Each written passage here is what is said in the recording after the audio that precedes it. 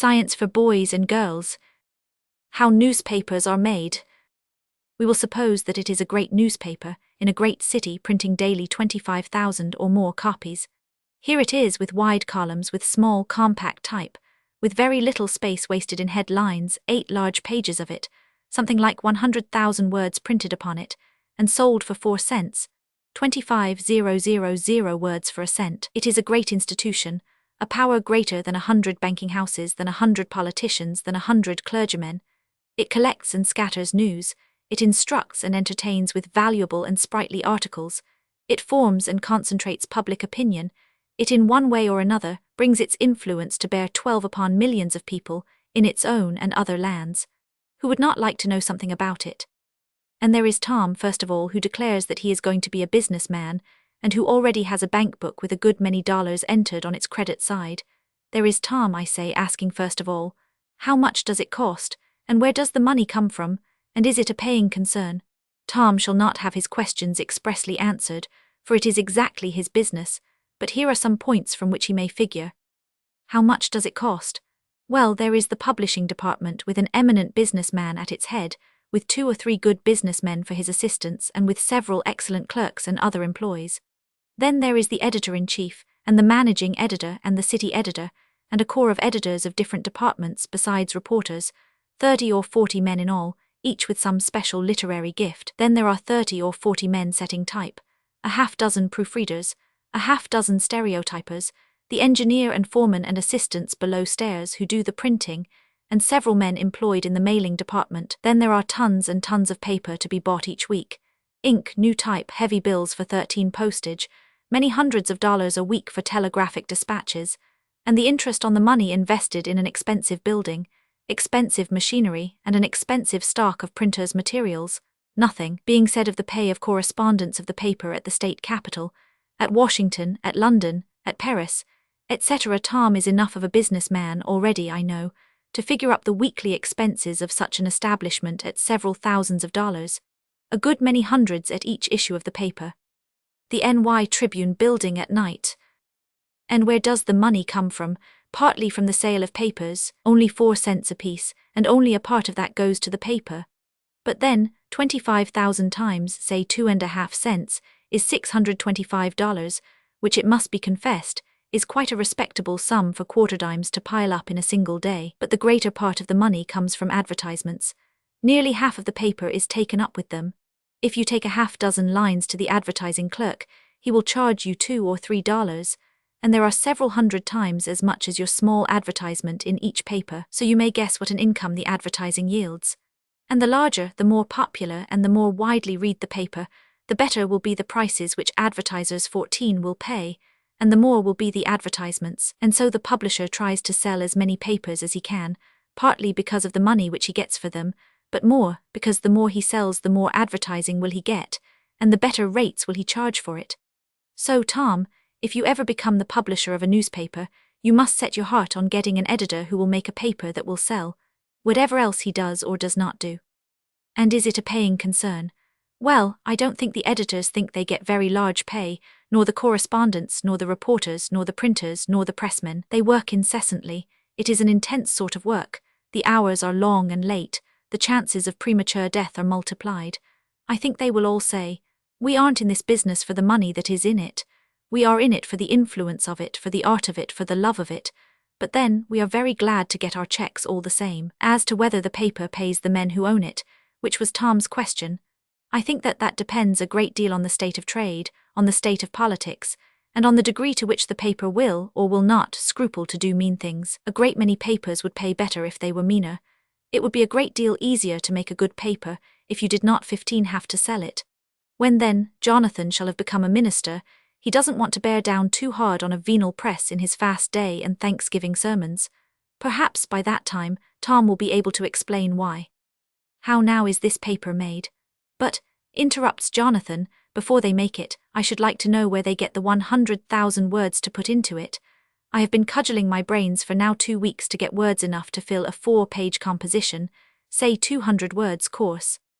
The words which are put into it are, besides the advertisements chiefly, 1 news, 2 letters and articles on various subjects, 3 editorial articles, reviews and notes, 4 odds and ends. The letters and articles on various subjects come from all sorts of people, some from great writers who get large pay for even a brief communication, some from paid correspondents in various parts of the world, some from all sorts of people who wish to proclaim to the world some grievance of theirs, or to enlighten the world with some brilliant idea of theirs, which generally loses its luster the day the article is printed.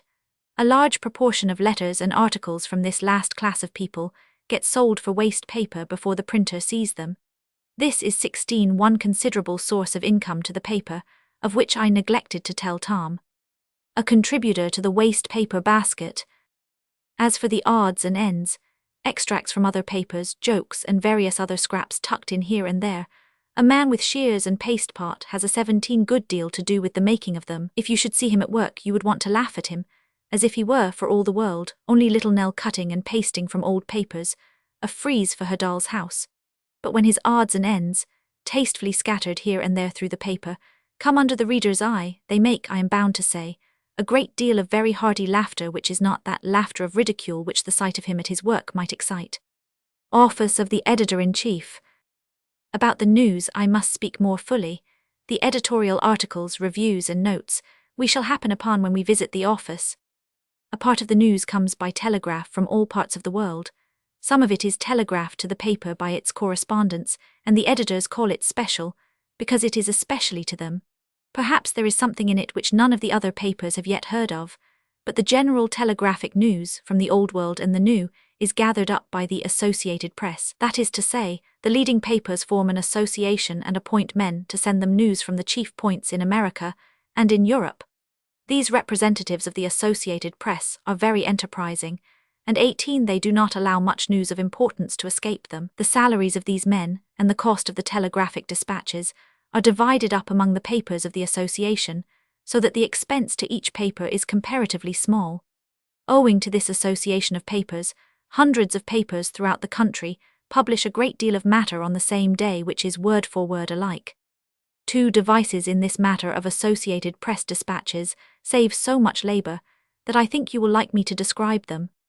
One is this: suppose there are a dozen papers in the same city which are entitled to the Associated Press dispatches. Instead of making a dozen separate copies, which might vary through mistakes, one writing answers for all the dozen. First, a sheet of prepared tissue paper is laid down, then a sheet of a black, smutty sort of paper, then 2 sheets of tissue paper, then a sheet of black paper, and so on, until as many sheets of tissue paper have been piled up as there are copies wanted. Upon the top sheet of paper, the message is written, not with pen or pencil, but with a hard bone point, which presses so hard that the massive layers of tissue paper take off from the black paper a black line wherever the bone point has pressed. Thus a dozen pages are 19 written with one writing, and off they go just alike to the several newspaper offices. The printers call this queer tissue paper copy manifold. Regular contributors. The other device is a telegraphic one. Suppose the Associated Press agent in New York is sending a dispatch to the Boston papers. There are papers belonging to the association at, say, New Haven, Hartford, Springfield, and Worcester. Instead of sending a message to each of these points, also the message goes to Boston, and operators at New Haven, Hartford, Springfield, and Worcester listen to it as it goes through and copy it off. Thus one operator at New York is able to talk to perhaps a score of papers in various parts of New England or elsewhere at once. But in a large city there is a great deal of city and suburban news. Take, for example, New York, and there is that great city and Brooklyn and Jersey City and Hoboken and Newark and Elizabeth to be looked after, as well as many large villages near at hand, and there is great competition between the papers, which shall get the most, the exactest, and the freshest news. Consequently, each day, a leading New York paper will publish a page or more of local news. The city editor has charge of collecting this news. He has, perhaps, 20 or 25 men to help him, some in town and others in the suburbs. His plan for news collecting will be something like this. He will have his secretary keep 2 great journals, with a page in each devoted to each day. One of these, the blotter, will be to write things in which are going to happen.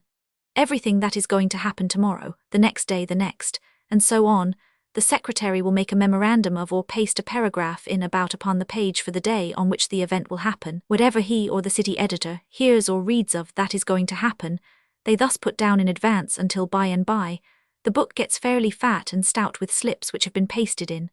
But this morning, the city editor wants to lay out today's work, so his secretary turns to the blotter at today's page, and copies from it into today's page in the second book all the things to happen today, a dozen or 20 or 30.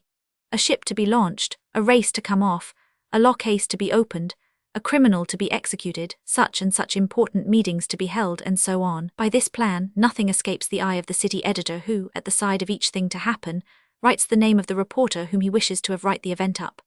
This second book 21 is called the assignment book, and when it is made out, the reporters come in, find their orders upon it, and go out for their day's work, returning again at evening for any new assignments. Besides this, they and the city editor keep sharp ears 22 and eyes for anything new, and so amongst them, the city and suburbs are ransacked for every item of news of any importance. The city editor is a sort of general. He keeps a close eye on his men. He finds out what they can best do and sets them at that. He gives the good workers better and better work.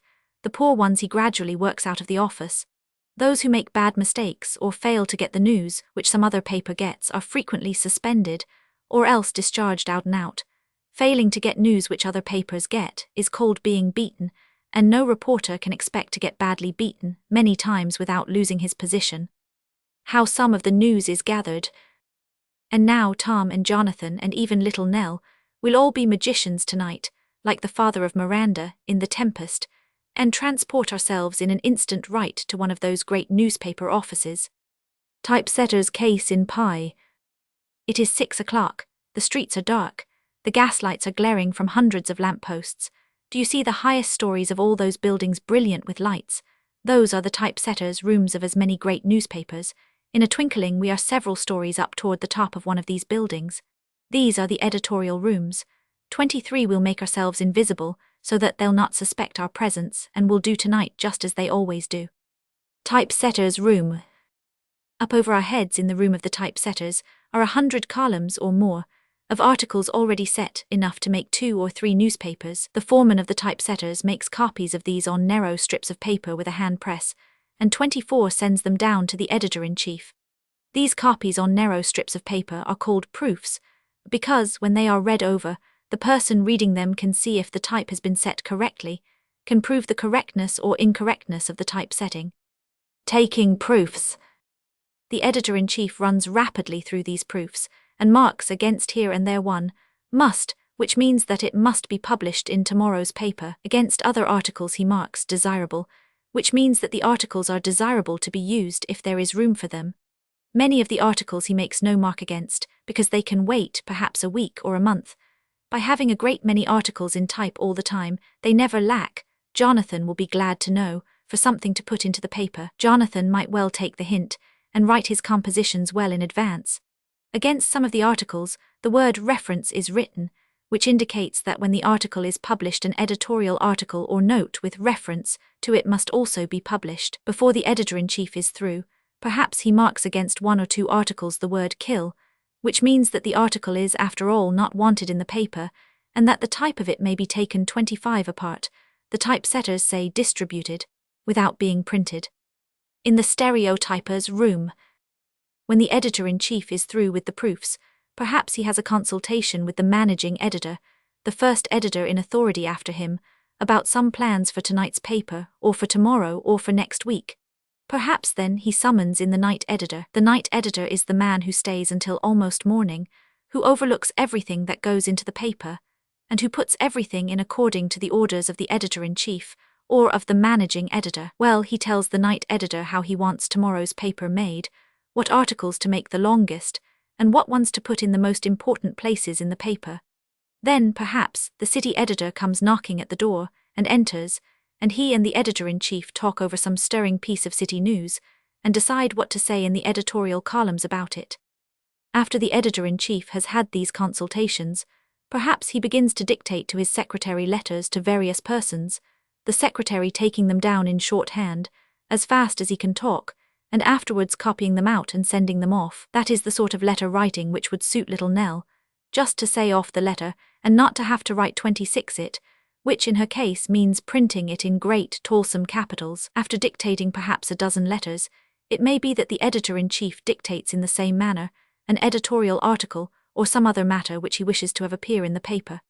Thus he spends several hours, perhaps the whole night, in seeing people, giving directions, dictating letters and articles, laying out new plans, and exercising a general headship over all things.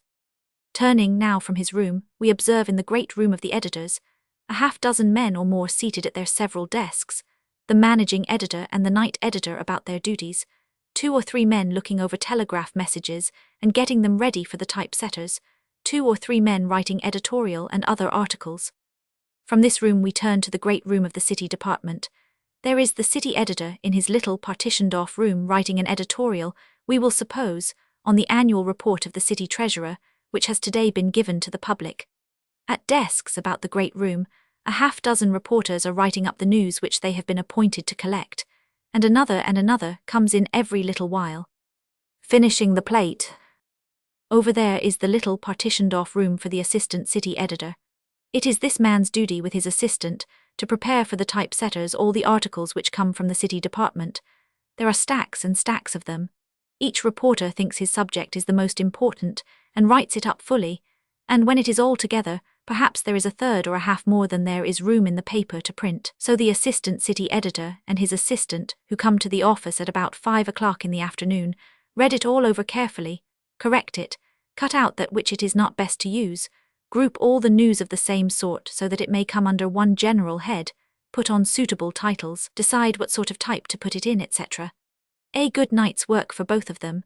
They also write little introductions to the general subjects, and so harmonize and modify the work of 20 or 25 reporters, as to make it read almost as if it were written by one man, with one end in view.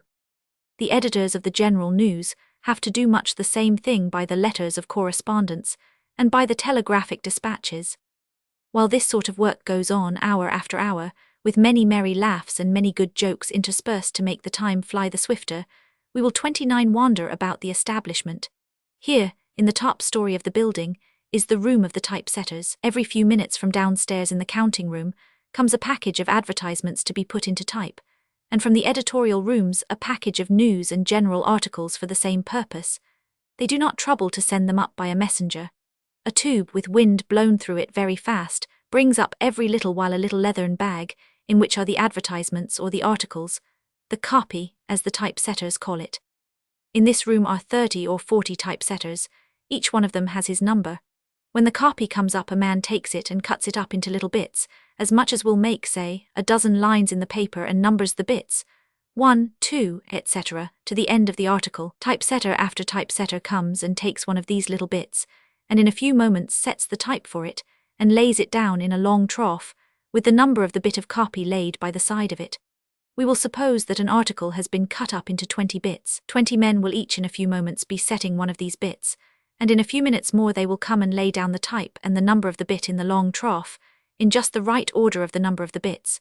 1, 2, etc. Then all the type will be 30 slid together, and a long article will thus be set in a few minutes, which it would take 1 or 2 men several hours to set. It is by this means that long articles can in so short a time be put into type.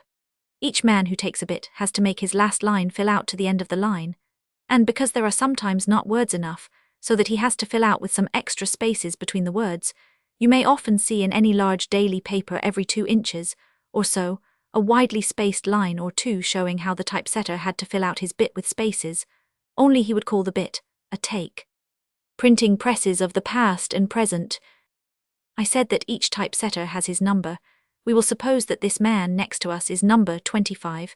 Then he is provided with a great many pieces of metal, just the width of a column, with his number made on them, thus, 25. Every time he sets a new bit of copy, he puts one of these 25s at the top.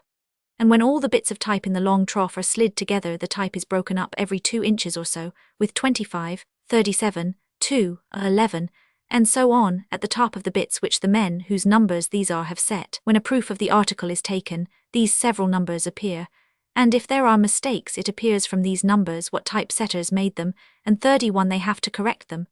Also of each article, a single proof is taken on coloured paper. These coloured paper proofs are cut up the next day, and all the pieces marked 25, 37 and so on, go to the men who have these numbers, and when pasted together show how much type number 25, 37 and so on are to be paid for setting, for the typesetters are paid according to the amount of type which they set. Facsimile of proof showing takes. As fast as the proofs are taken, they go into the room of the proofreaders to be corrected. The bits 32 of copy are pasted together again, and one man holds the copy while another reads the proof aloud. The man holding the copy notices any points in which the proof does not read like the copy, and tells the man who is reading it. The man reading it corrects the variations from copy, and corrects all the other mistakes which he can discover, and then the typesetters have to change the type so as to make it right. There the proofreaders sit hard at work, reading incredibly fast and making rapid and accurate corrections. Then the copy is locked up, and no one can get at it, except the managing editor or editor-in-chief gives an order to see it. This precaution is taken in order to make certain who is responsible for any mistakes which appear in the paper, the editors or the typesetters. By this time it is nearly midnight, and the editors, typesetters, etc. take their lunches. They either go out to restaurants for them or have them sent in, hot coffee, sandwiches, fruit, etc. A good meal for which they are all glad to stop. And now the foreman of the typesetters sends to the night editor that matter enough is in type to begin the make-up. That is, to put together the first pages of the paper. There the beautiful type stands in long troughs, all corrected now, the great 33 numbers of the typesetters removed from between the bits of type, the whole ready to be arranged into page after page of the paper. So the night editor makes a list of the articles which he wants on the page which is to be made up. The foreman puts them in the order which the night editor indicates. The completed page is wedged securely into an iron frame, and then is ready to be stereotyped. A news dealer. The room of the stereotypers is off by itself. There is a furnace in it, and a great cauldron of melted type metal. They take the page of the paper which has just been made up, put it on a hot steam chest, spat down upon the type some thick pulpy paper soaked so as to make it fit around the type, spread plaster of Paris on the back so as to keep the pulpy paper in shape, and put the whole under the press which more perfectly squeezes the pulpy paper down 34 upon the type, and causes it to take a more perfect impression of the type. The heat of the steam chest warms the type, and quickly dries the pulpy paper and the plaster of Paris. Then the pulpy paper is taken off and curved with just such a curve as the cylinders of the printing press have, and melted type metal is poured over it which cools in a moment. When lo, there is a curving plate of type metal just like the type. The whole process of making this plate takes only a few minutes. They use such plates as these rather than type in printing the great papers chiefly for reasons like these. 1. Because plates save the wear of type. 2. Because they are easier handled. 3. Because they can be made curving, to fit the cylinders of the printing presses as it would be difficult to arrange the type. 4. Because several plates can be made from the same type, and hence several presses can be put at work at the same time printing the same paper. 5. Because, if anything needs to be added to the paper, after the presses have begun running, the type being left upstairs can be changed and new plates made, so that the presses need stop only a minute for the new plates to be put in, which is a great saving of time. But coming down into the editorial rooms again, business Tom and thoughtful Jonathan and sleepy 35 little Nell, all is excitement.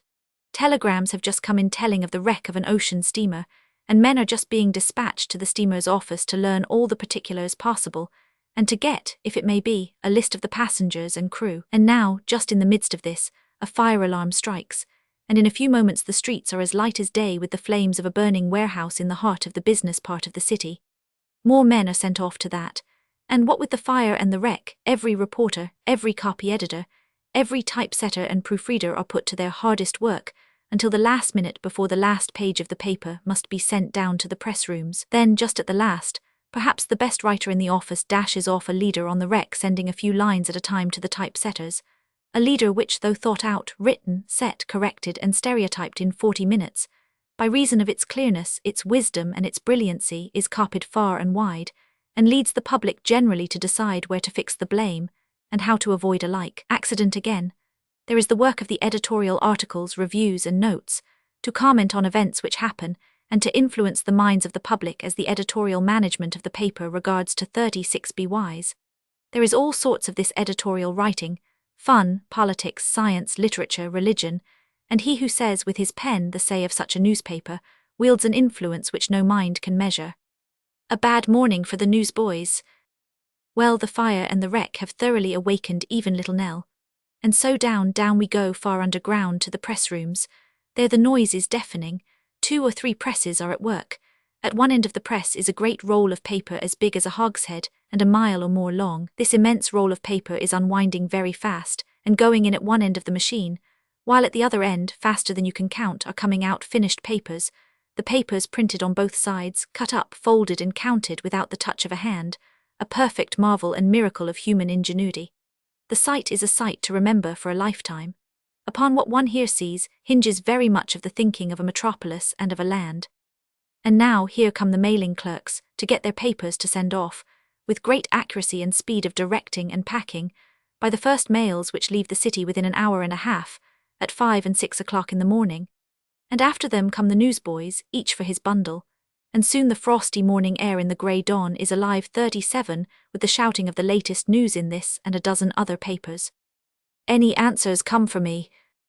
This, I am sure, is too fast a world even for business, Tom, so let us spirit ourselves back to our beds in the quiet, slow-moving, earnest country, Tom and Jonathan and little Nell and I, home, and to sleep, and don't wake us till dinner time. Umbrellas. The first umbrella. About 130 years ago, an Englishman named Jonas Hanway, who had been a great traveller, went out for a walk in the city of London, carrying an umbrella over his head. What Jonas saw down the future. Every time he went out for a walk, if it rained or if the sun shone hotly, he carried this umbrella, and all along the streets wherever he appeared, men and boys hooted and laughed, while women and girls in doorways and windows giggled and stared at the strange sight. For this Jonas Hanway was the first man to commonly carry an umbrella in the city of London. 40 and everybody but himself thought it was a most ridiculous thing to do. But he seems to have been a man of strength and courage, and determined not to give up his umbrella even if all London made fun of him. Perhaps, in imagination, he saw down the future millions of umbrellas, umbrellas enough to shelter the whole island of England from rain. Whether he did foresee the innumerable posterity of his umbrella or not, the millions of umbrellas have actually come to pass.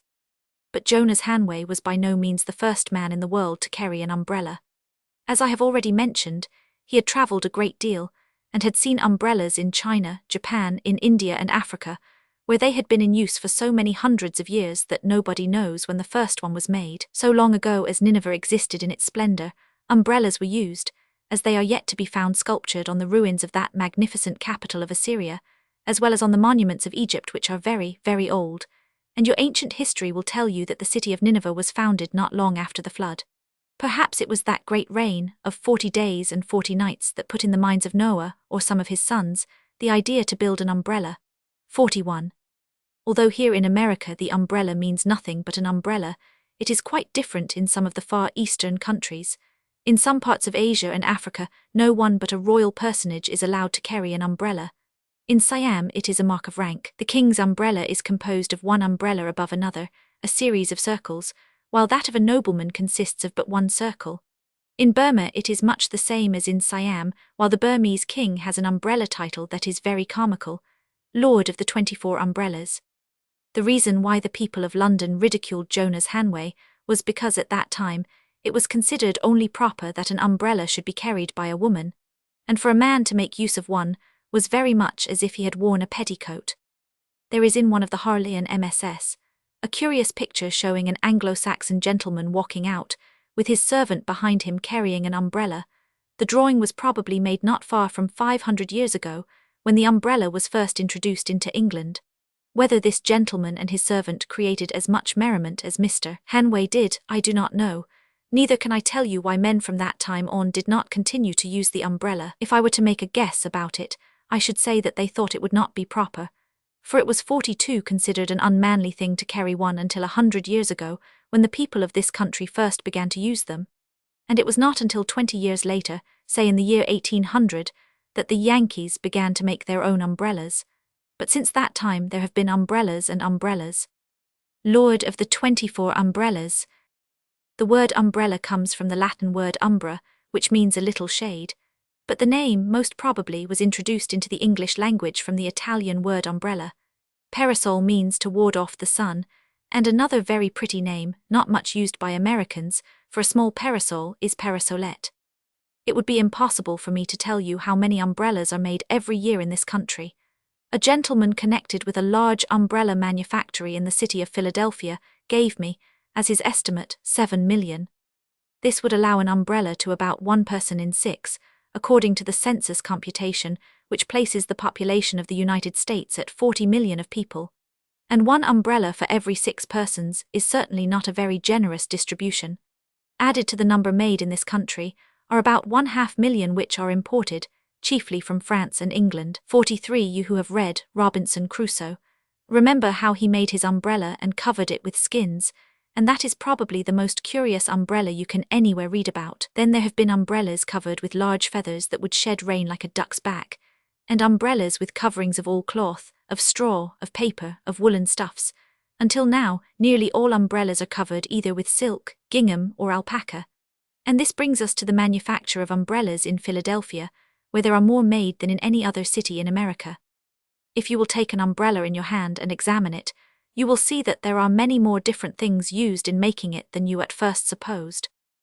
First, there are the stick made of wood, ribs, stretchers, and springs of steel, the runner notch, the ferrule, cap, bands and tips of brass or nickel. Then there are the covering, the runner guard, which is of silk or leather, the inside cap, the oftentimes fancy handle, which may be of ivory, bone, horn, walrus tusk, or even mother of pearl or some kind of metal, and if you will look sharply you will find a rivet put in deftly here and there. For the sticks a great variety of wood is used, although all the wood must be hard, firm, tough, and capable of receiving both polish and staining. The cheaper sticks are sawed out of plank, chiefly of maple and iron wood. They are then turned, that is made round, polished and stained. The natural sticks not very long ago were all imported from England. But that has been changed, and we now send England a part of our own supply, which consists principally of hawthorn and huckleberry, which come from New York and New Jersey, and of oak, ash, hickory, and wild cherry. A duck's back umbrella. If you were to see these sticks, often crooked and gnarled, with a piece of the root left on, you would 45 think they would make very shabby sticks for umbrellas, but they are sent to a factory where they are steamed and straightened, and then to a carver who cuts the gnarled root end into the image of a dog or horse's head, or any one of the 1,001 designs that you may see, many of which are exceedingly ugly. The artist has kindly made a picture for you of a natural stick, just as it is brought from the ground where it grows, and then again, the same stick after it has been prepared for the umbrella.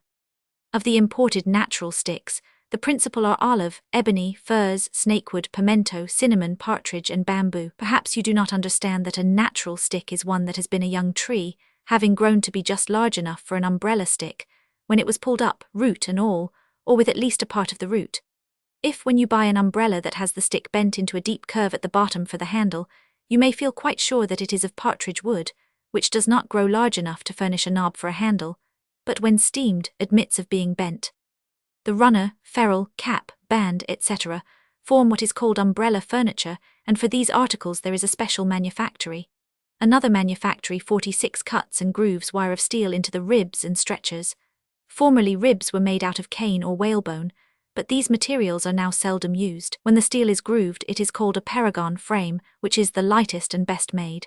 It was invented by an Englishman named Fox, 17 or 18 years ago. The latest improvement in the manufacture of ribs is to give them an inward curve at the bottom so that they will fit snugly around the stick, and which dispenses with the tip cup, a cup-shaped piece of metal that closed over the tips. An umbrella handles. Oh, natural. Of course, we should all like to feel that we Americans have wit enough to make everything used in making an umbrella, and so we have in a way, but it must be confessed that most of the silk used for umbrella covers is brought from France, perhaps 47 if the Cheney brothers who live at South Manchester in Connecticut and manufacture such elegant silk for ladies' dresses and such lovely scarfs and cravats for children were to try and make umbrella silk, we would soon be able to say to the looms of France, no more umbrella silk for America, thank you, we are able to supply our own. Cutting the covers. But the Yankees do make all their umbrella gingham, which is very nice. And one gingham factory that I have heard about has learned how to dye gingham such a fast black that no amount of rain or 48 sun changes the color. The gingham is woven into various widths to suit umbrella frames of different size, and along each edge of the fabric a border is formed of large cords. As to alpaca, a dye house is being built, not more than 1,000 miles from Philadelphia on the plan of English dye houses, so that our homemade alpacas may be dyed as good and durable a black as the gingham receives. For although nobody minds carrying an old umbrella, Nobody likes to carry a faded one. Although there are umbrellas of blue, green, and buff, the favorite hue seems to be black. And now that we have all the materials together to make an umbrella, let us go into a manufactory and see exactly how all the pieces are put together. First, here is the stick, which must be mounted. By that you must understand that there are 2 springs to be put in, the ferrule put on the top end, and if the handle is of other material than the stick, that must be put on. The ugliest of all the work is the cutting of the slots in which the springs are put. These are first cut by a machine, but if the man who operates it is not careful, he will get some of his fingers cut off. But after the slot-cutting machine does its work, there is yet something to be done by another man with a 49 knife before the spring can be put in. After the springs are set, the ferrule is put on, and when natural sticks are used, as all are of different sizes, it requires considerable time and care to find a ferrule to fit the stick, as well as in whittling off the end of the stick to suit the ferrule. And before going any farther 50, you will notice that all the counters in the various workrooms are carpeted. The carpet prevents the polished sticks from being scratched, and the dust from sticking to the umbrella goods. Finishing the handle. After the handle is put on the stick, and a band put on for finish or ornament, the stick goes to the frame maker, who fastens the stretchers to the ribs, strings the top end of the ribs on a wire which is fitted into the runner notch. Then he strings the lower ends of the stretchers on a wire and fastens it in the runner. And then when both runners are securely fixed, the umbrella is ready for the cover. As this is a very important part of the umbrella, several men and women are employed in making it. In the room where the covers are cut, you will at first notice a great number of V-shaped things hanging against the wall on either side of the long room. These letter Vs are usually made of wood, tipped all around with brass or some other fine metal, and are of a great variety of sizes. They are the umbrella cover patterns, as you soon make out. To begin with, the cutter lays his silk or gingham very smoothly out on a long counter, folding it back and forth until the fabric lies 8 or 16 times in thickness, the layers being several yards in length. But I must go back a little and tell you that both edges of the 51 silk, or whatever the cover is to be, has been hemmed by a woman on a sewing machine before it is spread out on the counter. Well, when the cutter finds that he has the silk smoothly arranged, with the edges even, he lays on his pattern, and with a sharp knife quickly draws it along 2 sides of it, and in a twinkling you see the pieces for perhaps 2 umbrellas cut out. This is so when the silk or material is 16 layers thick, and the umbrella cover is to have but 8 pieces. After the cover is cut, each piece is carefully examined by a woman to see that there are no holes nor defects in it, for one bad piece would spoil a whole umbrella. Then a man takes the pieces and stretches the cut edges. This stretching must be so skillfully done that the whole length of the edge be evenly stretched. This stretching is necessary in order to secure a good fit on the frame. After this, the pieces go to the sewing room, where they are sewed together by a woman, on a sewing machine, in what is called a pudding bag seam. The sewing machine woman must have the machine tension just right, or the thread of the seam will break when the cover is stretched over the frame. Sewing pudding bag seams. The next step in the work is to fasten the cover to 52 the frame, which is done by a woman. After the cover is fastened at the top and bottom, she half hoists the umbrella and has a small tool which she uses to keep the umbrella in that position. Then she fastens the seams to the ribs, and a quick workwoman will do all this in 5 minutes, as well as sew on the tie, which has been made by another pair of hands. Then the cap is put on and the umbrella is completed. But before it is sent to the sales room, a woman smooths the edge of the umbrella all around with a warm flat iron. Then another woman holds it up to a window where there is a strong light, and hunts for holes in it. If it is found to be perfect, the cover is neatly arranged about the stick, the tie wrapped about it and fastened, and the finished umbrella goes to market for a buyer. After the stick is mounted, how long think you does it take to make an umbrella? Well, my dears, it takes only 15 minutes. So you see that in the making of so simple an everyday article as an umbrella, that you carry on a rainy day to school, a great many people are employed. And to keep the world supplied with umbrellas, thousands and thousands of men and women are 53 kept busy, and in this way they earn money to buy bread and shoes and fire and frocks for the dear little folks at home, who in turn may some day become umbrella makers themselves. Completing the umbrella. Paul and the comb makers. Little Paul Perkins, Master Paul his uncle called him, did not feel happy. But for the fact that he was a guest at his uncle's home, he might have made an unpleasant exhibition of his unhappiness.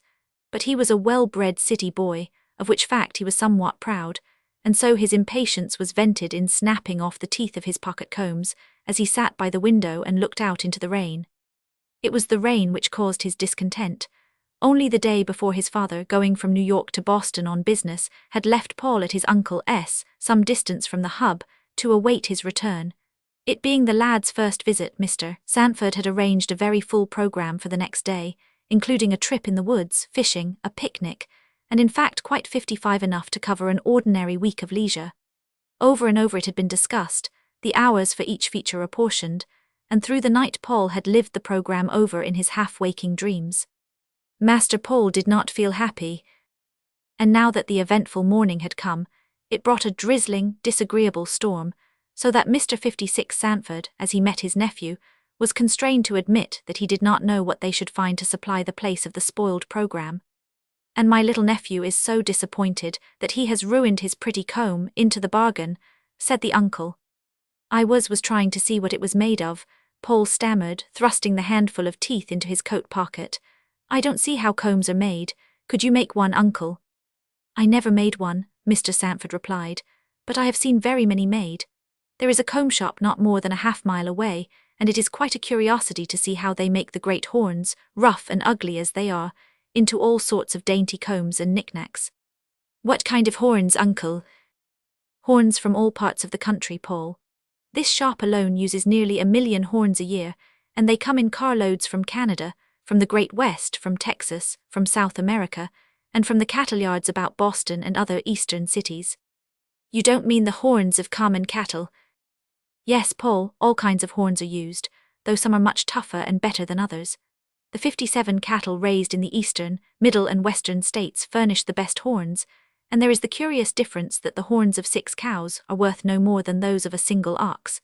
Many millions of horn combs are made every year in Massachusetts, perhaps more than in all the rest of the country. If you like, we will go down after breakfast and have a look at the comb makers." Paul was pleased with the idea, though he would much rather have passed the day as at first proposed. He was not at all sorry that he had broken up his comb, and even went so far as to cut up the back with his knife, wondering all the while how the smooth, flat, semi-transparent comb had been produced from a rough, round, opaque horn. By and by a mail stage came rattling along, without any passengers, and Mr. Sanford took his nephew aboard. They stopped before a low, straggling pile of buildings, located upon both sides of a sluggish-looking raceway which supplied the water power, covered passageways connecting different portions of the works. "Presently, just over this knoll," said his uncle, "you will see a big pile of horns as they are unloaded from the cars. My lady's toilet." They moved around the knoll, and there lay a monstrous pile of horns thrown indiscriminately together. "Really there are not so many as we should think," said Mr. Sanford as Paul expressed his astonishment. "That is only a small portion of the stock of this shop. I will show you a good many more." He led the way to a group of semi-detached buildings in rear of the principal works, and there Paul saw great bins of horns, the different sizes and varieties carefully assorted, the total number so vast that the immense pile in the open yard began to look small in contrast. At one of the bins a boy was loading a wheelbarrow, and when he pushed his load along a plank track through one of the passageways, Mr. Sanford and his nephew followed. As the passage opened into another building, the barrow was reversed and its load deposited in a receptacle a few feet lower. In this room only a single man was employed, and the peculiar character of his work at once attracted the attention of Paul. In a small frame before him was suspended a very savage-looking circular saw, running at a high rate of speed. The operator caught 61 of the great horns by its tip, gave it a turn through the air before his eyes, seized it in both hands and applied it to the saw. With a sharp hiss the keen teeth severed the solid tip from the body of the horn. 61 and another movement trimmed away the thin, imperfect parts about the base. The latter fell into a pile of refuse at the foot of the frame. The tip was cast into a box with others. The horn, if large, was divided into 2 or more sections, a longitudinal slit sawn in one side, and the sections thrown into a box. "The new circle comb. This man," said Mr. Sanford, "receives large pay and many privileges, on account of the danger and unpleasant nature of his task. He has worked at this saw for about 40 years, and in that time has handled, according to his record, some 25 millions of horns, or over 2,000 for every working day. He has scarcely a whole finger or thumb upon either hand. Many of them are entirely gone, but most of these were lost during his apprenticeship. The least carelessness was rewarded by the loss of a finger, for the saw cannot be protected with guards, as in lumber cutting. Paul watched the skillful man with the closest interest, shuddering to see how near his hands passed and repassed to the merciless saw teeth, as he sent a ceaseless shower of parts of horns rattling into their respective boxes. Before he left the spot, Paul took a pencil and made an estimate. "Why, uncle," he said, "to cut so many as that, he must saw over 3 horns every minute for 10 hours a day. I wouldn't think he could handle them so fast." Then, as he saw how rapidly one horn after another was finished, he drew forth his little watch and found that the rugged old sawyer finished a horn every 10 seconds with perfect ease. "Would you like to learn this trade?" the old fellow asked. He held up his hands with the stumps of fingers and thumbs outspread, but Paul only laughed and followed his uncle. They watched a boy wheeling a barrowload of the horns as they came from the saw, and beheld them placed in enormous revolving cylinders, through which a stream of water was running, where they remained until pretty thoroughly washed. Being removed from these, they were plunged into boilers ranged along one side of the building, filled with hot water. "Here they are heated," said Mr. Sanford, "to clear them from any adhering matter that the cold water does not remove, and partially softened, ready for the next operation. Ancient or modern, which?"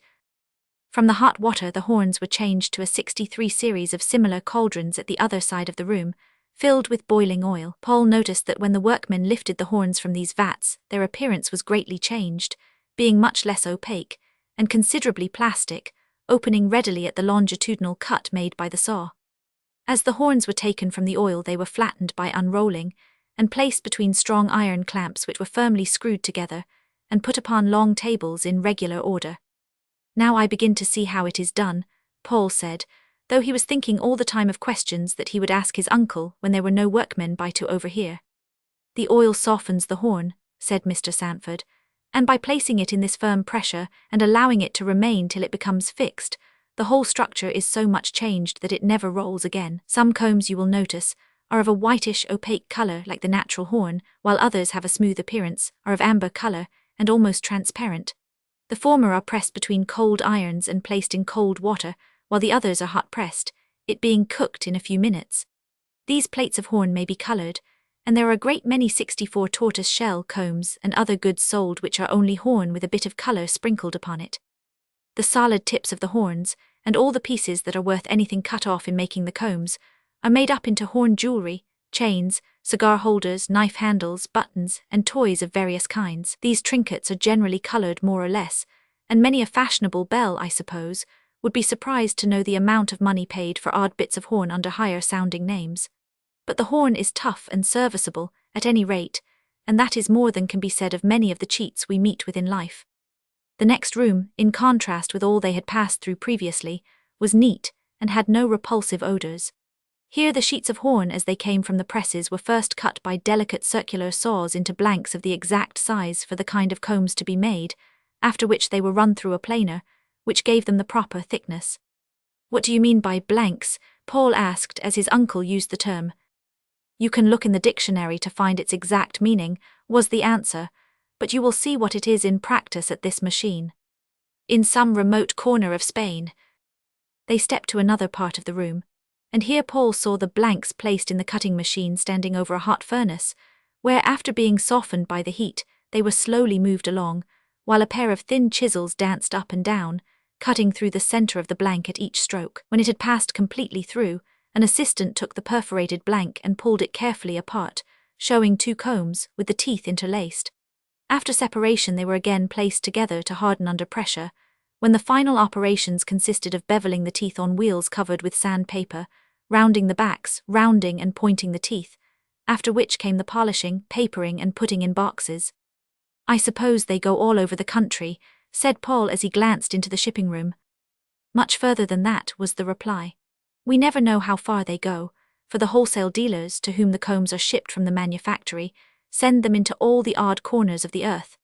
Every little dealer must sell combs, and in the very nature of the business they frequently pass through a great many hands before reaching the user, so at the last price is many times what the 67 makers received for them. I suppose it often happens that horns which have been sent thousands of miles to work up are returned to the very regions from which they came, in some other form, increased very many-fold in value by their long journey. Or a horn may come from the remoter parts of South America to be wrought here in Massachusetts, and then be shipped from point to point, till it reaches some remote corner of Africa, Spain, or Siberia, as an article of barter. And even different parts of the same horn may be at the same moment decking the person of a New York dandy, and unsnarling the tangled locks of a Russian teachuk. While Paul was watching the deft fingers of the girls who filled the boxes and affixed the labels, his uncle stepped through a door communicating with the office, and soon returned with 3 elegant pocket combs. One of these, he said, represents a horn which came from Pampas of Buenos Aires, this one in the original dashed over the boundless plains of Texas, and here is another, toughened by the hot, short summers and long, bitter winters of Canada. Take them with you in memory of this cheerless rainy day. 68. Paul could not help a little sigh as he thought again of the pleasures he had enjoyed in anticipation, but still he answered bravely, "Thank you, never mind the rain, dear uncle. All the New York boys go off in the woods when they get away from home, but not many of them ever heard how combs are made, and I don't suppose a quarter of them even know what they are made of. I can tell them a thing or two when I get home." In the gasworks, Philip and Kitty were curled up together on the lounge in the library, reading Aldrich's Story of a Bad Boy. It was fast growing dark in the corner where they were, for the sun had gone down some time before, but they were all absorbed in Tom Bailey's theatricals, and did not notice how heavy the shadows were getting around them. Papa came in by and by. "Why, little folks, you'll spoil your eyes reading here. I'd better light the gas for you," and he took out a match from the box on the mantel. "Oh, let me, please," cried Philip, jumping up and running to the burner. So he took the match and climbed up in a chair with it.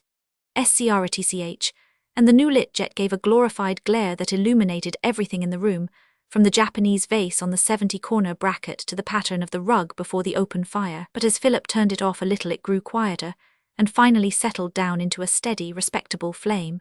Philip always begged to light the gas.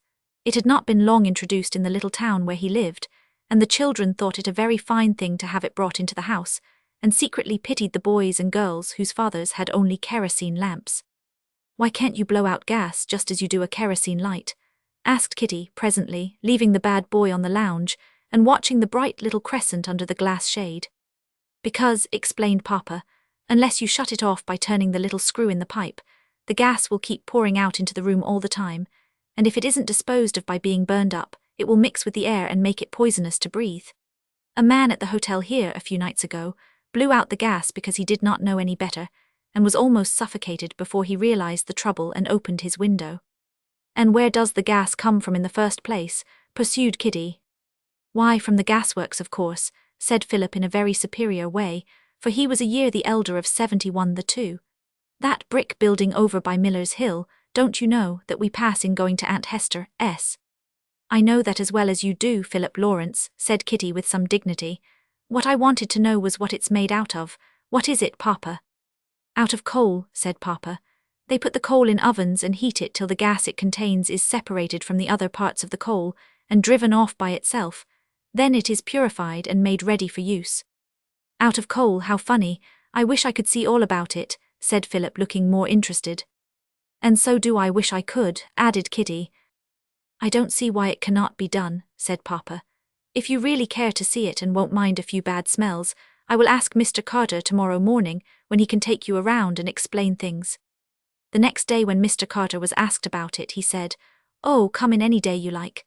About 3 in the afternoon would be a good time, because we are always newly filling the retorts then." This sounded very nice and imposing to the children, and at 3 the next afternoon they started out with Papa. The gas house certainly did smell very badly as they drew near it, and dainty Kitty sniffed in considerable disgust. Philip suggested that perhaps she had better not go in after all. He didn't believe girls ever did go into such places, and upon that Kitty 72 valiantly declared she did not mind it a bit, and sternly set her face straight. "A retort." Mr. Carter met them at the door.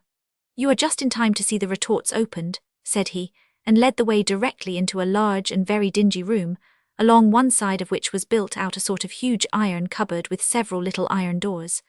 The upper ones were closed tight, but some of the lower ones were open a crack, and a very bright fire could be seen inside. Everything around was dirty and gloomy, and these gleams of fire from the little iron doors made the place look weird and ghostly. Long iron pipes reached from each of the upper doors up to one very large horizontal pipe, or cylinder near the ceiling overhead. This cylinder ran the whole length of the room, and at its farther end, joined another iron pipe which passed through the wall. "Those are the furnace doors down below," said Mr. Carter to the children. "What you see burning inside of them is coke. Coke is what is left of the coal after we have taken the gas and tar out of it. The upper doors open into the retorts, or ovens, that we fill every 5 hours with the coal from which we want to get gas. Each retort holds about 200 pounds, and from that amount we get 1,000 cubic feet of gas." "Is it just common coal?" asked Kitty, "like what people burn in stoves?" "Not exactly. It is a softer kind, containing more of a substance called hydrogen than the sorts that are generally used for fuel. Several different varieties are used: cherry, cannel, splint, and so on, and they come from mines in different parts of England and Scotland chiefly. Glasgow, Coventry, and Newcastle send us a great deal." Philip started as if a bright idea had struck him. "Is that what people mean when you're doing something there's no need of, and they say you're carrying coals to Newcastle?" "Yes, you see, such an enterprise would be absurd. Just notice the man yonder with the long iron rod. He's going to open one of the retorts, take out the old coal, only it is now coke, and put in a fresh supply." A workman in a grimy leather apron loosened one of the retort doors and held up a little torch. Immediately a great sheet of flame burst out and then disappeared. He took the door quite off, and there was a long, narrow oven with an arched top, containing a huge bed of red-hot coals. "What a splendid place to pop corn!" exclaimed Kitty. Papa laughed. "You would find it warm work," said he, "unless you'd a very long handle to your corn popper." And Kitty thought so too, as she went nearer the fiery furnace. "You see," said Mr. Carter, "these red-hot coals have been changed a great deal by the heat. They have given up all their gas and tar and are themselves no longer coal but coke. We shovel out this coke and use it as fuel in the furnaces down below to help heat up the next lot. Then new coal is put into the retorts, and they are closed up with iron plates, like that one lying ready on the ground." "It's all muddy round the edge," observed Kitty. "Yes, that paste of clay is to make it airtight. The heat hardens the clay very quickly, so all the little cracks around the edge are plastered up. When the coal is shut up in the ovens or retorts, the heat, as I just told you, divides it up into the different substances of which it is made. That is, into the coke which you have seen, a black, sticky liquid called tar, the illuminating gas, and more or less ammonia, sulfur, and other things that must be got rid of. Almost all these things are saved and used for one purpose or another, though they may be of no use to 75 us here. If we have more coke than we ourselves need, it is sold for fuel. The coal tar goes for roofing and making sidewalks, or sometimes, though you wouldn't think it possible, as you look at the sticky, bad-smelling, black stuff in the manufacture of the most lovely dyes, like that which coloured Miss Kitty's pink ribbon. The ammonia is used for medicine and all sorts of scientific preparations, in bleaching cloth, and in the printing of calicoes and cambrics. When the materials of the coal are separated, as I told you in the retorts, most of the tar remains behind and is drawn off, but some gets up the pipes. That large horizontal cylinder is always nearly half full of it. The gas, which is very light, you know, rises through the upper pipes leading from the retorts and bubbles up through the tar in the bottom of the cylinder. Then it passes along the farther end of the cylinder and into the condensing pipes. He opened a door, and they went through into the next room. Here the large pipe which came through the wall of the room they had just left led to a number of clusters of smaller pipes that were jointed and doubled back and forth upon each other, cobhouse fashion.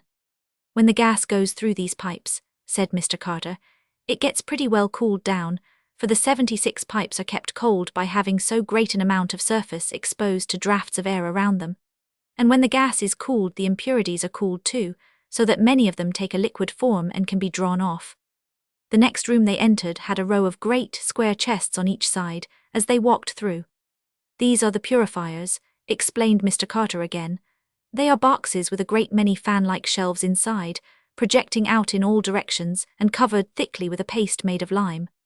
"Lime like what the masons used when they plastered the new kitchen?" asked Philip.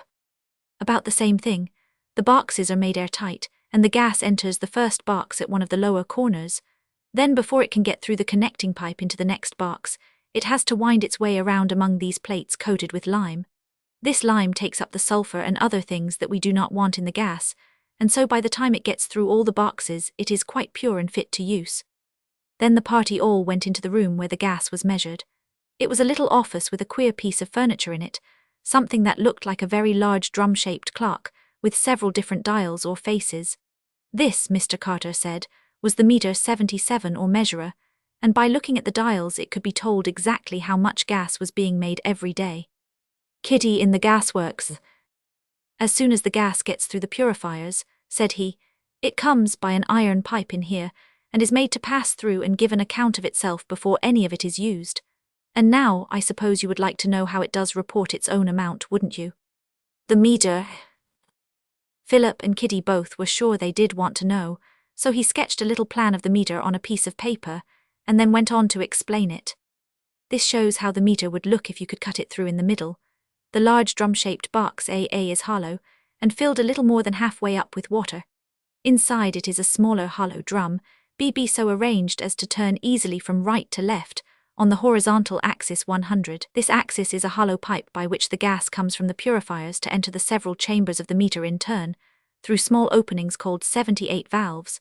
The partitions PPPP divide the drum BB into, let us say, 4 chambers 1, 2, 3, 4 all of the same size, and capable of holding a certain known amount of air or gas. The chamber 1 is now filled with gas, 3 with water, and 2 and 4 partly with gas and partly with water.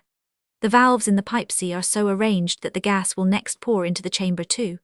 This it does with such force as to completely fill it, lifting it quite out of the water, and into the place that 1 had occupied before. Then as 1 is driven over to the place which 4 had occupied, the gas with which it was filled passes out by another pipe, and off to the large reservoir you will see by and by, its place being filled with water. At the same time 4 is driven around to the place of 3, and 3 to that of 2. The water always keeps the same level, and simply waits for the chambers to come round and down to be filled.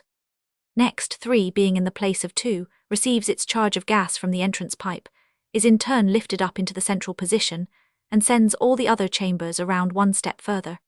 And when the drum gets completely around once, so that the chambers stand in the same places as at first, you know each chamber must have been once filled with gas, and then emptied of it. If then we know that each 79 chamber will hold, say 2.5 cubic feet of gas, we are sure that every time the drum has turned fully around it has received and sent off 4 times 2.5 feet, or 10 feet in all. Now we connect the axis C with a train of wheelwork, something like that in a clock, and this wheelwork moves the pointers on the dials in front, so that as the gas in passing in and out of the chambers turns the drum on the axis, it turns the dial pointers also. The right-hand dial marks up to 100. While its pointer is passing completely around once, the pointer on the next dial, which marks up to 1000, is moving a short space and preserving the record of that 100, and then the first pointer begins over again. The 2 pointers act together just like the minute and hour hands on a clock. Then the next dial marks up to 10,000 and acts in turn like an hour hand to the thousands, dial as a minute hand, and so on. You see each dial has its denominations, thousands, 100,000s, or whatever it may be printed plainly below it. And now, when we want to read off the dials, we begin at the left, taking in each case the last number a pointer has passed, and read towards the right, just as you have learned to do with any numbers in your Eaton's arithmetic. There is one thing 80 more to remember, however. The number you read means not simply so many cubic feet of gas but so many 100 cubic feet. Philip and Kitty immediately set to work to read the dials on the office meter, and found that they were not now so very mysterious. But how do you know how much people use? Asked Philip. There is something like this meter, only smaller, down cellar at home, and a man came and looked at it the other day to see how much gas had been burned in the house, he said, when I asked him what he was going to do. The meter you have at home works in the same way as this, said Mr. Carter, and the dial plates are read in the same way. But the gas that your little meter registers is only that which you take from the main supply pipe to light your parlours and bedrooms. When a stream of gas from the main enters the house, it has to pass through the meter the very first thing, before any of it is used, and each little meter keeps as strict an account of what passes through from the main to the burners, as the large one here in the office does of that which passes from the purifiers to the reservoir. But there is this difference between the two. The gas keeps pouring through the office meter as long as we keep making it in the retorts, 81, but it passes through your meter at home only just as long as you keep drawing it off at the burners.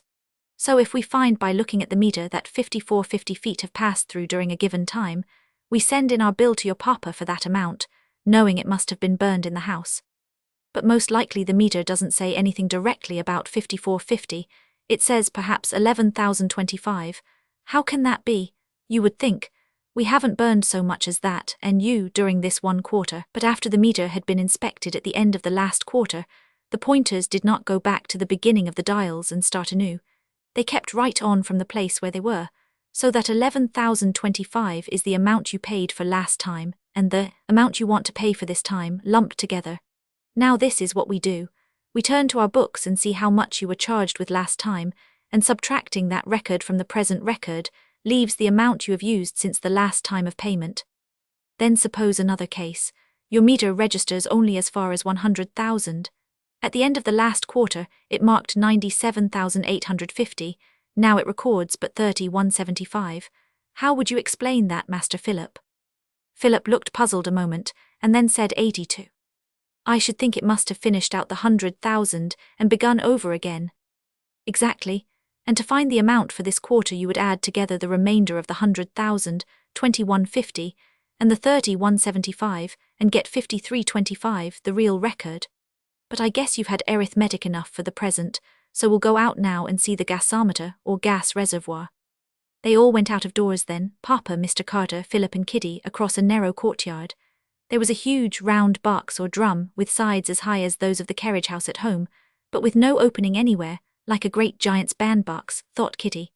4 stout posts, much taller still than the bandbox itself, were set at equal distances around it, and their extremities were joined by stout beams which passed across over the top of the gasometer.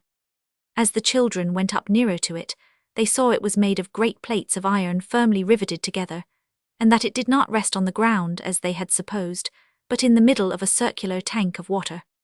After the gas has been made and purified and measured, said Mr. Carter, it is brought by underground pipes into this gasometer, and from here 83 drawn off by other pipes into the houses.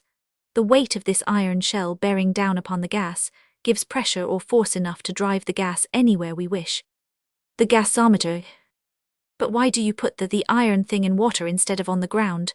Asked Kitty. So as to make it airtight, and give it a chance to move freely up and down. Of course, if the iron shell were empty, its own weight would make it sink directly to the bottom of the water tank and stay there. But gas, you know, is so much lighter than 84 common air that it always makes a very strong effort to rise higher and higher, carrying along whatever encloses it. You saw that illustrated in the balloon that went up last 4th of July. Now, as the gas from the works pours into the reservoir from beneath, it is strong enough to lift the iron box up a little in the water. Of course, that gives a little more room. Then as more gas comes in to take up this room, the gasometer keeps on rising slowly.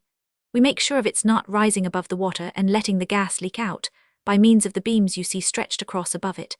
They are all ready to hold it down in a safe position if the need should come. On the other hand, as the people in town draw off the gas to burn, the gasometer would, of course, tend to sink down gradually. So we have the water tanks made deep enough to allow for every possible necessity in that direction. In very cold weather we keep the water from freezing by passing a current of hot steam into it. If it should ever freeze, the gasometer might as well be on the ground, for it could not move up and down, or be trusted to keep the gas from leaking out around the edges. With these precautions, however, we know it is perfectly trustworthy. I saw it one morning early when I was out coasting on the hill, said Philip, and it wasn't more than half as high as it is now. A great deal had been drawn off during the night, and we had not been making any more during the time to take its place. Does it ever get burned out too much? No, there's no danger of it. We make enough to allow a good large margin above what we expect will be used. The children looked about a little longer, and then, with goodbyes and many thanks to Mr. Carter, walked home again with Papa, over the crisp, hard snow. Next week Philip had a composition to write at school. He took gas for his subject and wrote, "Gas that you burn is made out of soft coal. They put it in ovens and cook it until it is not coal any longer. The ovens are so hot you can't go anywhere near them, but the men do with poles and big leather aprons. I would not like to shovel in the coal. I would rather have a balloon. They use 2 or 3 tons every day. It makes coke and tar and the gas that goes up the pipes. They make the gas clean and measure it in a big box of water and tell how much there is by looking at the clock faces in front. Then it goes into a big round box made of iron and then we burn it. But I do not like to smell of it. You must not blow it out, for if you do you will get choked. This is all I remember about gas." Philip Raymond Lawrence. Racing a Thunderstorm. If it had been a yacht in which we were speeding along at the rate of a trifle over a mile per minute, we should have taken our reckoning, hove the log, or done something nautical, and the captain would doubtless have reported in regular seafaring terms that we were off Oil City with Lake Chautauqua so and so many knots on our port quarter. But it wasn't a yacht, nor a schooner, nor a Conestoga wagon, lightning express or catamaran, in which we were travelling neck and neck with one of the wildest-looking storm clouds of hot midsummer. No, it was, can you guess it? Yes, a balloon. And this is how it all came about. 4th of July came upon the 5th that year, because of some strange oversight on the part of the folks who first hit upon the plan of dividing time into 87 weeks. Somehow the 4th will, every once in a while, strike Sunday. Inflating the buffalo. At least it did in Cleveland, and although they were a day late, the Clevelanders determined to have a big time, so they had sent for Prof. Samuel A. King, an aeronaut of distinction. Balloonists, you know, are nearly always called professors. Why this is so I don't profess to know. And Prof. King had arrived in Cleveland a few days before, bringing his great balloon, the Buffalo. Early upon the morning of the 5th, he was on hand with the helpless monster, all in a heap tied about with ropes, mixed up with netting and sandbags, and supplemented with a big basket, which looked a good deal like an inverted straw hat made for some huge giant. The netting was carefully spread out on the Nicholson pavement, in the center of the pretty square that you will remember if you have ever been in Cleveland. The bags were filled from a wagon load of sand and hitched with snap catches about the edges, so they stood about in a circle. Then the aerostat, as the great bag is called, was unrolled and spread evenly over this. An old muslin tube was tied to the neck, and its other extreme to a gas 88 main in a hole which some of the workmen had dug for the purpose. Next the gas was turned on. The bag began to rise, looking at first like ever so many young whales all huddled together. The men now began, under the professor's direction, to pull the netting over to hold the bag down. The sandbags were brought closer and set along on either side of the tube. The bag now began to grow round and plump. Groups of lookers-on kept growing too, until all the square was alive with them. The helpers kept walking around the swelling globe, changing the bags to lower strands of the netting, and so it continued until by 2 o'clock the balloon was full. That is, allowance was made only for expansion when the balloon should have reached the clouds. Every few moments the breeze would sway the monster to and fro, and it seemed chafing to break away. Soon after, the basket was tied upon the ring, and into this a great heap of sandbags was piled, and a lot of ropes, an anchor, an aneroid, thermometer, compass, and other accessories tied into the rigging or outside of the basket.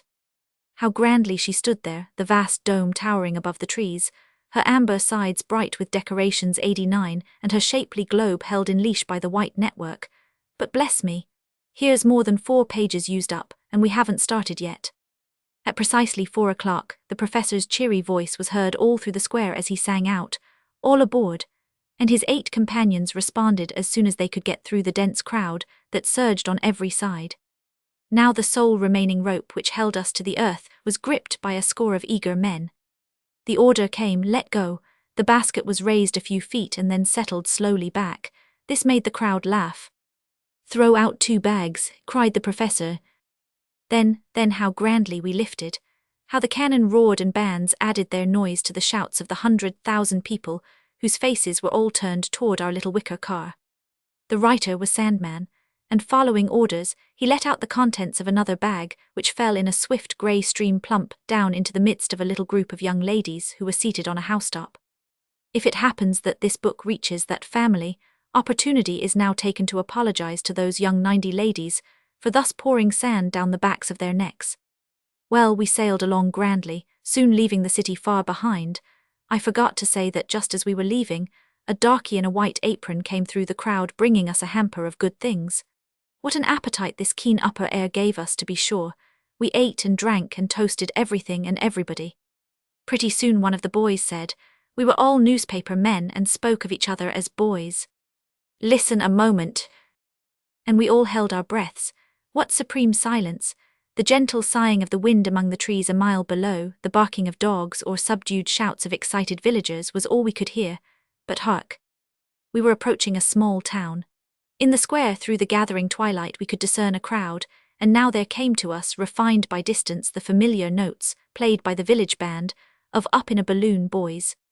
We passed over the village, and the professor pulled the valve cord gently, so we dropped towards the place and cheered in reply. Now let's give them a song, said the professor. A plucky dog. So he began, and we came in on the chorus. Oh, 'twas old Sam Simons, and young Sam Simons, old Sam Simons' son.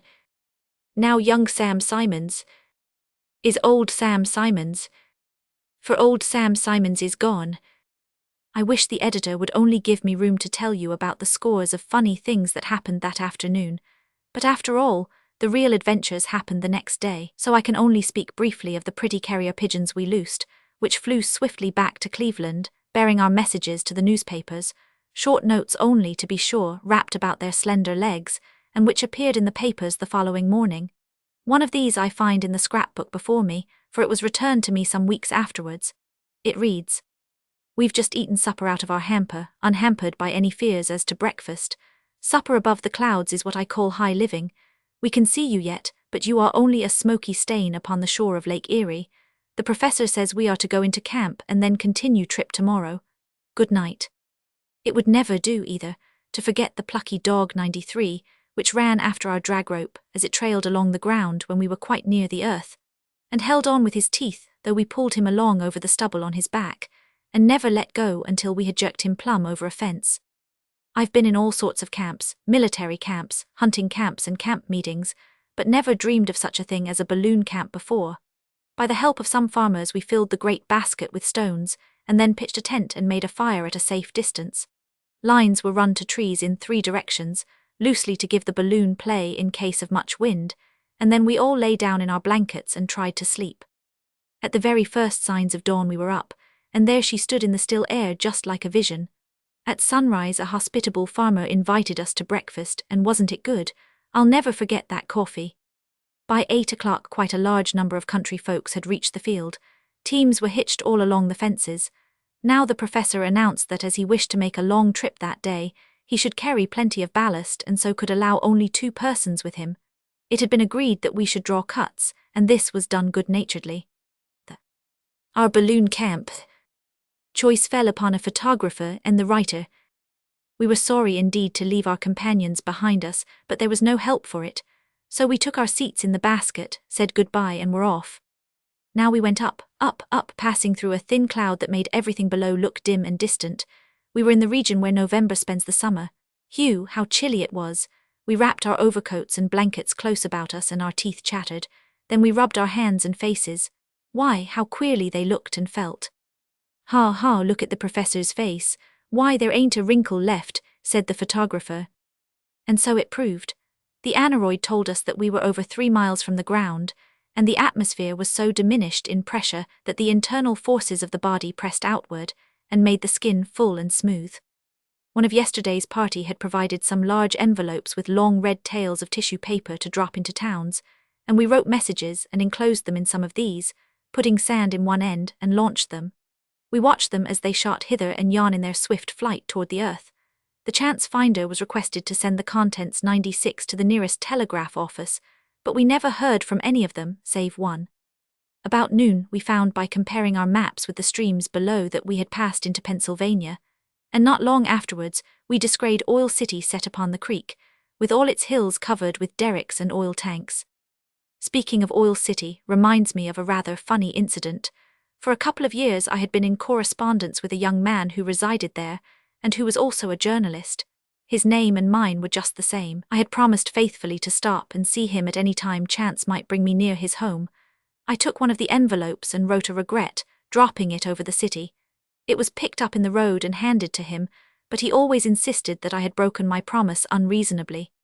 At the rate in which Oil City was left behind, we knew our pace was very rapid, though to us it all seemed like a dead calm, for we kept just even with the wind. The professor said we could reach New England by midnight if the wind held and it didn't grow cloudy. But alas, for the past hour we had been watching a little fleecy nebulous bit of mist that seemed, like a 97 spirit, to spring from the nothingness of the blue ether, growing constantly, and attracting other cloudlets which came toward it from all quarters of the heavens and were swallowed up. A growing, whirling wall of pearly grey mounted and spread its shadow over half the earth. We threw out sand and mounted above it. Then it arose toward us again. It seemed as though we could reach our hands into its surging depths. Over went seats, baskets, the tent, everything we could spare, and I'm not sure the professor didn't glare at one of his companions with malicious and deadly intent. The truth rushed upon us that we were racing with a storm. It was of vital importance to keep in the sun, for the moment the shadows below could place their chilly spell upon our steed, the gas would chill and condense, and we would drop, swiftly to the earth. At last it came, and we knew it was inevitable. Below us we could hear the crashing of thunder reverberating away into the depths of the black storm masses, and the lightnings every moment lit the weird scene with a grandeur but few mortals have ever witnessed. For a brief moment we hung 98 suspended like Mahomet's coffin in the center of a great cave of pearl. Shall I ever forget that glimpse of heavenly splendor? A single shaft of sunlight broke through its walls, and then died like the last ray of hope. Then downward we rushed, a mile nearer Earth within the first minute. As the air grew denser we fell more gradually. Our long drag rope was out, weighing perhaps 300 pounds. Now we were closely enshrouded by leaden clouds. The rain ran down the bag in rivulets and trickled upon our heads. "Look, oh look," cried the professor. We were now below the storm, and along its dense ceiling could see its broad extent. We were above the mountains. No towns nor even houses could be discovered, only dense forests, through which the gale howled as among the rigging of a ship upon a winter sea. Very quickly our drag rope touched the tree tops, and began to glide among the swaying pines. "Hold on at life ropes," shouted the professor, knife in hand. In another instant the basket gave a dreadful surge. A mass of pine boughs swept about our heads, followed by a strong jerk. The professor had cut the 99 cord which bound the anchor coil. The anchor had dropped and caught among the limbs. We were safe. No, not yet. The professor's dilemma. The line must be shortened so we could clear the tree tops. All three tugged at the rope. Then other lashings were made while the great aerostat plunged about like a wounded leviathan. We were 80 feet from the ground. Two of us found it convenient to go down the drag rope, but the poor professor, tall and heavy, preferred to try the tree. This was wet and slippery, as well as full of projecting points of broken branches. About 20 feet from the ground the professor's clothes caught. He was in a great dilemma. Amid a good deal of laughter we managed to liberate him, and as he reached the ground he exclaimed, "Well, of all the scrapes I was ever in, this is about the meanest." But help came even here. Far down the slope we heard a shout, which you may be sure was quickly answered. Then, after a while, the bushes parted and a half-score of woodsmen carrying gleaming axes ran to our aid. They were all thoroughly wet like ourselves. "What can we do for you?" they asked. "Cut down half a dozen of these pines. I want to save the balloon," answered the aeronaut. Then you should have seen the chips fly. Down came the trees, one after the other, and finally the one to which our steed was lashed. The gas soon escaped through great holes torn by the limbs, and our gallant craft was robbed of its power. Standing upon one of the fallen trees, I made the sketch you see before you.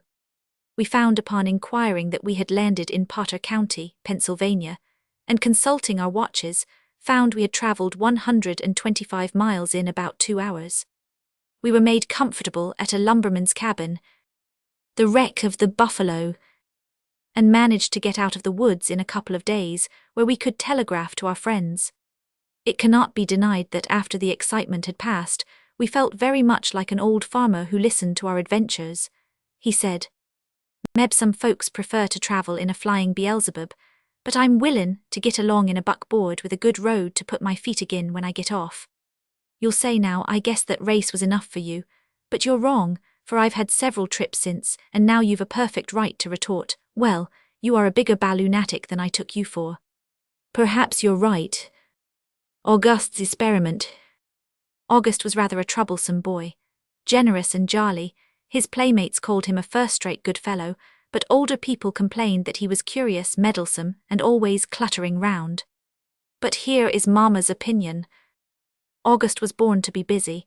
He is inventive too. He asks questions to gain information, and he handles things to see how they are made. "What is he tinkering at now, Mama?" asked Tom. "He has got hold of an old book, full of FSS and all yellow. He's rigged 2 pans in a barrel and bought a naphtha lamp and locked us all out of the attic."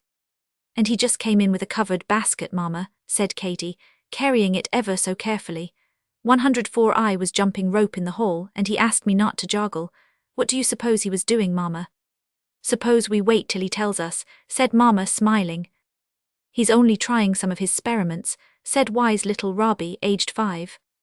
After the children went out, Mama took up her work and sat down by the window, watching the three outside. and waiting for her oldest boy, August, who presently came to take her into his confidence. "Mama, I am trying an experiment." "And is that something new, August?" with an encouraging smile. "But the kind is new, Mama. Did you ever hear of Riomer, who wrote that curious old book on the art of hatching fowls by artificial incubation?" "Yes, August." "Then will you come and see, Mama, what I have begun to do?" He led the way, 2 steps at a time, to the attic. When they reached the door, August drew from his pocket a key and unlocked it and led his mother in. A flour barrel stood in the center of the floor, 105 closely covered. August removed the cover and lifted up a piece of carpet. His mother looked in. Within the barrel was suspended a large, deep pan, resting on 3 iron cleats. This pan was partly filled with hot water, and floating on the water was another pan, a shallow one, which contained a layer of sand an inch deep. Over this was spread a piece of linen cloth, and in the cloth 36 large Brahma eggs lay closely packed. In the center stood a neat thermometer. "The incubator." "You have made your arrangements very neatly, August," said Mama. "Of course I do not understand them exactly." "Well, you see, Mama, this shallow pan gets its heat from the water beneath it. I put that in hot and keep it just right with this lamp." Saying which, he knelt in front of the barrel and opened a neat little door, fitted with a brass knob and hinges. Stooping down and looking in, his mother saw on 106 a tall flower pot, which stood upside down, a naphtha safety lamp sending forth a small, steady flame. "That keeps the temperature about equable," said August, "but I have another lamp larger than this to use in case my incubator grows too cool." "When did you set them?" asked Mama. "This morning." "Today is the 1st of March. Then if no accident happens and the eggs are good, you expect them to hatch on the 21st. "Yes, Mama, and the eggs are all right because I told Grandma I wanted some very fresh, and she saved them for me." "Did Grandma know of your experiment?" "Oh no, Mama, not a soul but you knows about it, and I want you to keep the secret until we know how it will turn out." "Very well," said Mama, "but if you lock the door you had better leave the key with me in case anything should happen. I will look at your incubator occasionally while you are at school." August gave his mother a grateful look. He felt so encouraged by her sympathy. "How warm do you keep the eggs?" she asked as he carefully replaced the carpet and cover. "Riomer says at 32, that is about 103.12 Fahrenheit. Must the eggs be kept at that temperature all the time?" "No, only through the first week. The second it is a little less and the third still less." "There is the luncheon bell, dear. We must go down or the children will be trooping up here. I hope, my boy, that you will succeed." "If I don't I shall try again," said August. Then, taking a final look to see that the thermometer and lamp were all right, he locked the room and they went down. He paid several visits to the attic during the day and evening, finding on each occasion that all worked well and steadily. Before going to bed he refilled the lamp, so the supply of naphtha shouldn't be exhausted. Then he went to sleep and dreamed all night of eggs and chickens. In the morning he was up and at his incubator before anyone else was stirring. The thermometer indicated that the eggs were a trifle cool, so he turned up the wick of the lamp. Before going to church he turned the eggs. This he did twice daily, being careful 108 not to jar them. The incubator worked well all day and all night. The next day was Monday and he had his school duties to attend to. He left everything in good order, took the attic key to his mother, and went off to school full of confidence. Alas, when Mama went up at 10 o'clock she could scarcely see across the room. Everything was black with soot. The naphtha lamp was smoking fiercely. The first thing was to get the window open and put out the lamp. Then Mama looked at the eggs. Alas, again, there they lay covered with fine black soot. She took up one and tried to wipe it but succeeded only in making a smirch which she could not wipe off. She knew then that the eggs were spoiled. In the midst of it all August came in from school having been dismissed early. Poor August, he could scarcely keep the tears back. "Well, August," said his Mama very practically, "I don't think a naphtha lamp just the thing. They are very apt to smoke and they are very inflammable." "Yes," said August, trying to be cheerful. "Failure the first I shall try it again. Grandma will give me some more eggs. I've only lost 3 days. 109. "And I will go to town this afternoon," said his mother, "and see if I cannot find a lamp which will be more reliable." There was no school that afternoon, so August cleaned the room and supplied the incubator with fresh eggs, greatly encouraged by his mother's sympathy and interest. The other children were curious enough to know what was going on in the attic, but they could get no information. Toward evening, Mrs. Grant returned from town, bringing for her little boy a large tin lamp which would burn kerosene. He lighted it and adjusted the wick to just the right height. Then it was placed within the barrel to warm the second setting of eggs. Day after day August and his mother watched and tended them. Everything progressed finely. On the next Monday, the eggs, having been in the incubator a week, were far enough advanced to be tested. At a south window there hung a heavy green holland curtain. In this Mama allowed August to cut a hole, a little smaller than an egg, and she herself stayed to assist him. When all was ready, she handed August the eggs one by one. One by one he held them to the aperture. The first seemed quite transparent. In vain 110, August turned and turned it. There was nothing to be seen but the yolk floating at the top. With a sigh he laid that aside and took up another. "Oh, Mama, look," he cried excitedly. Mrs. Grant examined it with great interest. Not only could she distinctly see the dark form of a little chick, particularly the head with its immense eye, but bright blood veins were also plainly defined, branching out in all directions from the body. Another and still another of the eggs looked like this one. August was greatly excited. "They are lively enough," he said. "See, Mama, this one moves and this." Then came one that was dark and shaky. "Addled," pronounced August. After this a number more appeared as promising as the former ones. Finally all were tested. They were pleased enough with the result. 3 were clear, that meant there were no chickens within the shells, 1 was addled, and 32 contained live chicks. August was so wild over this discovery that his hands grew unsteady, and he unfortunately dropped 2 of the eggs and broke them. This left him but 30 likely to hatch, but these were all very promising. "I am sure we will succeed now, Mama," cried August gaily. "It looks like it, certainly," said Mama. But alas for poor August's bright hopes, and alas for the expected chickens. Whether August was too confident and grew careless, or whether it was one of those unforeseen accidents that will happen, will never be known. But this is certain, that the next morning when August went, later than usual, to look at his incubator, he found the thermometer had gone up to 110, and must have been at that temperature some time, for in egg after egg, which he opened in despair, was a poor little dead chick. Even if a boy is 14 years old, he cannot help crying sometimes over a great disappointment. Poor August put out his lamp with sorrowful breath, and some of his tears fell upon the hot chimney, which hissed as if in mockery.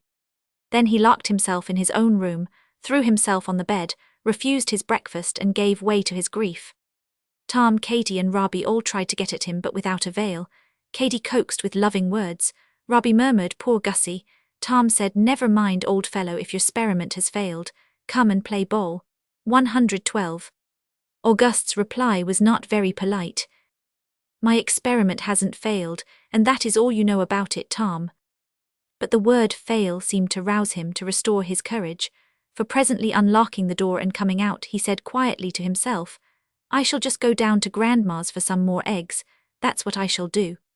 Grandma was curious to know what he did with so many eggs, but she asked no questions.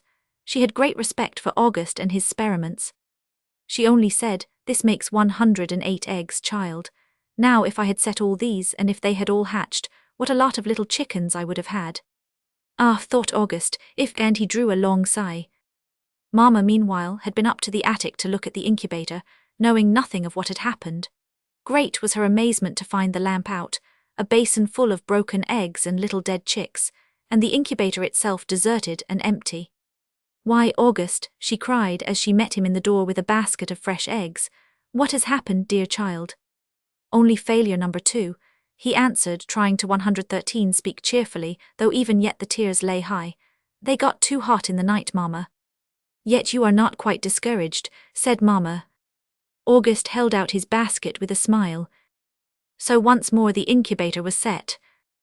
"We must take more pains this time," said Mama. "Yes, answered August. "I'll try not to let anything happen to these." Things did work more smoothly this time.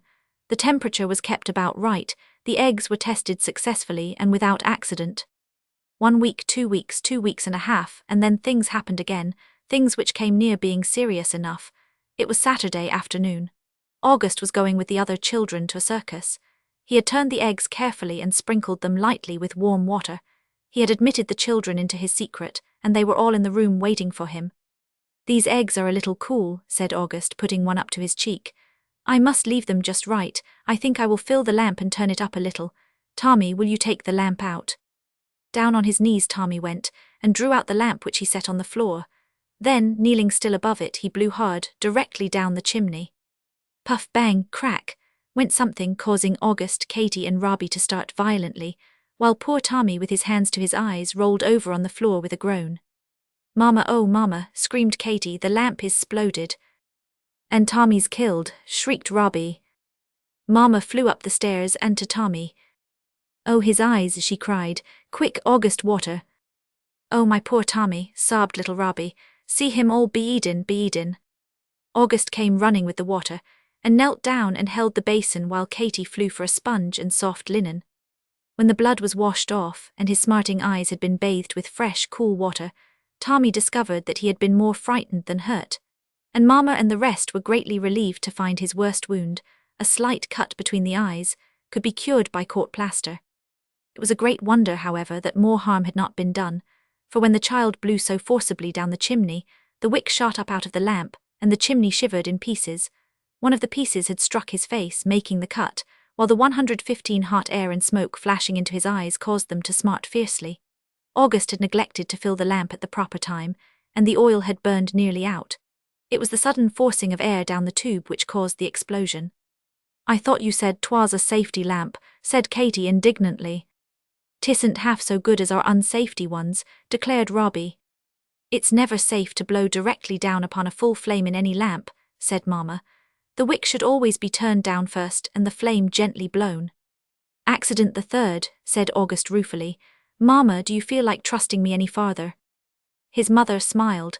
The usual experience of inventors, my son. Sunday passed quietly. Monday with its school duties was well over.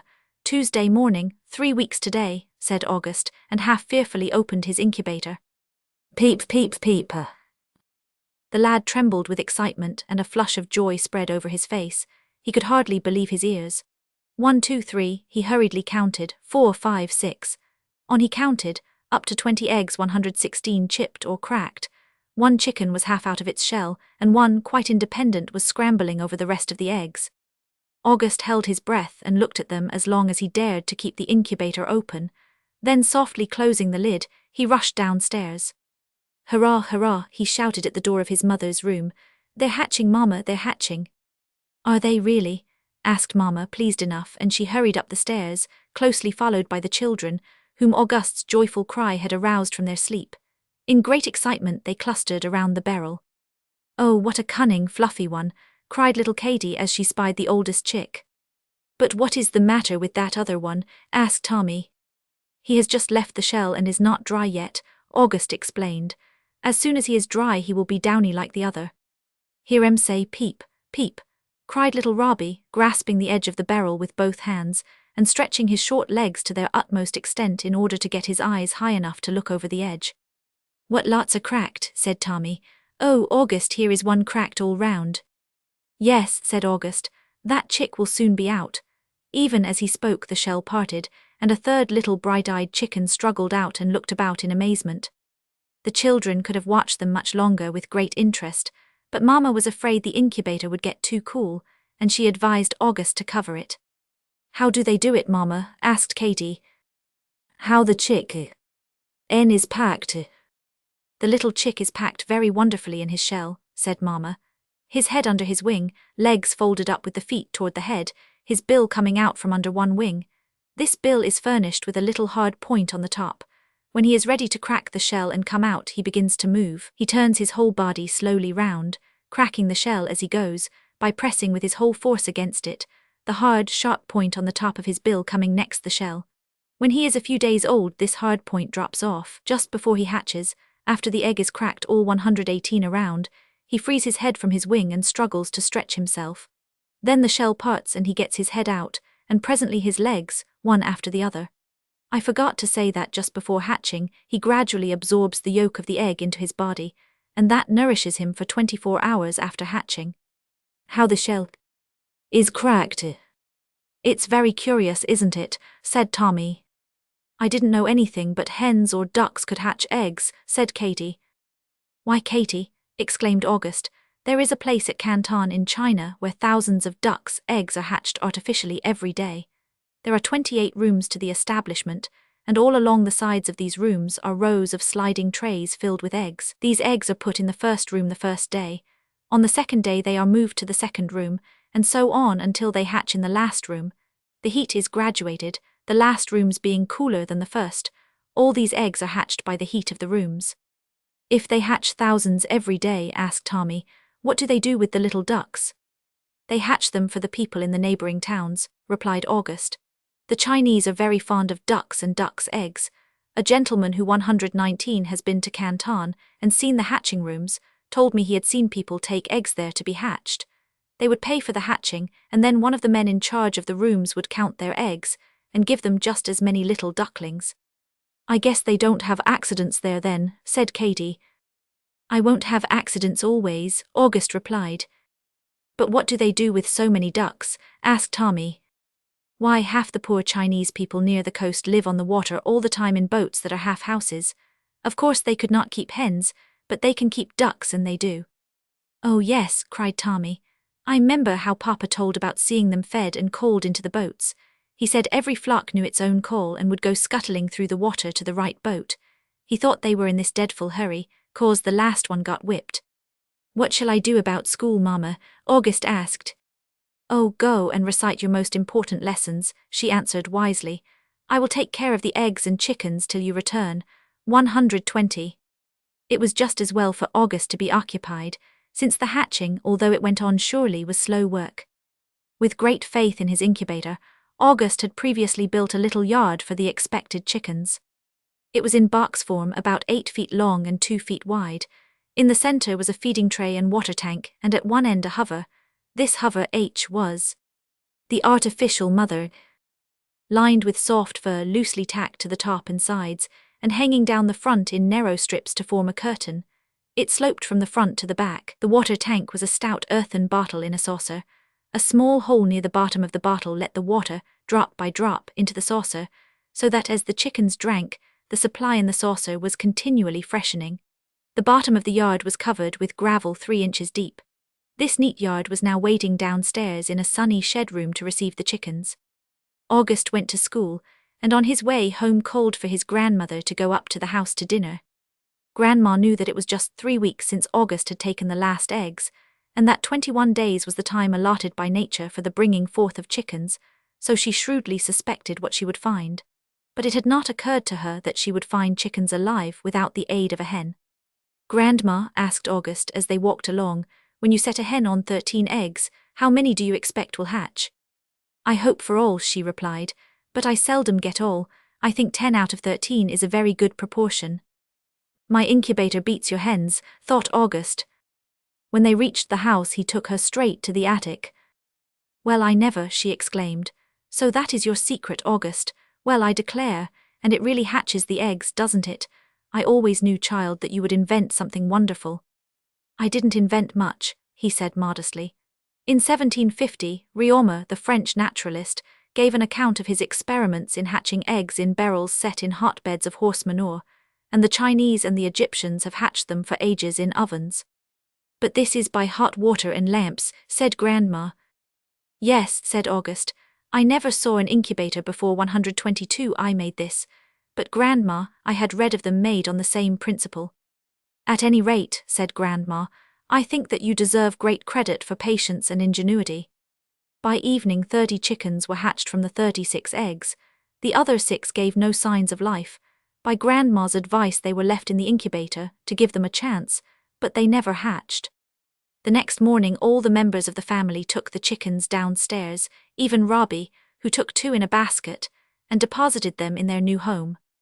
Then their food was prepared, the yolks of hard-boiled eggs crumbled up fine, bread crumbs, milk, and a little fine cracked corn. After a few days they could be fed almost entirely upon the cracked corn. The whole family then stood around the yard admiring the brood, 30 little bright-eyed, yellow, fluffy balls. They soon learned to eat and to drink, and were busy, happy little creatures.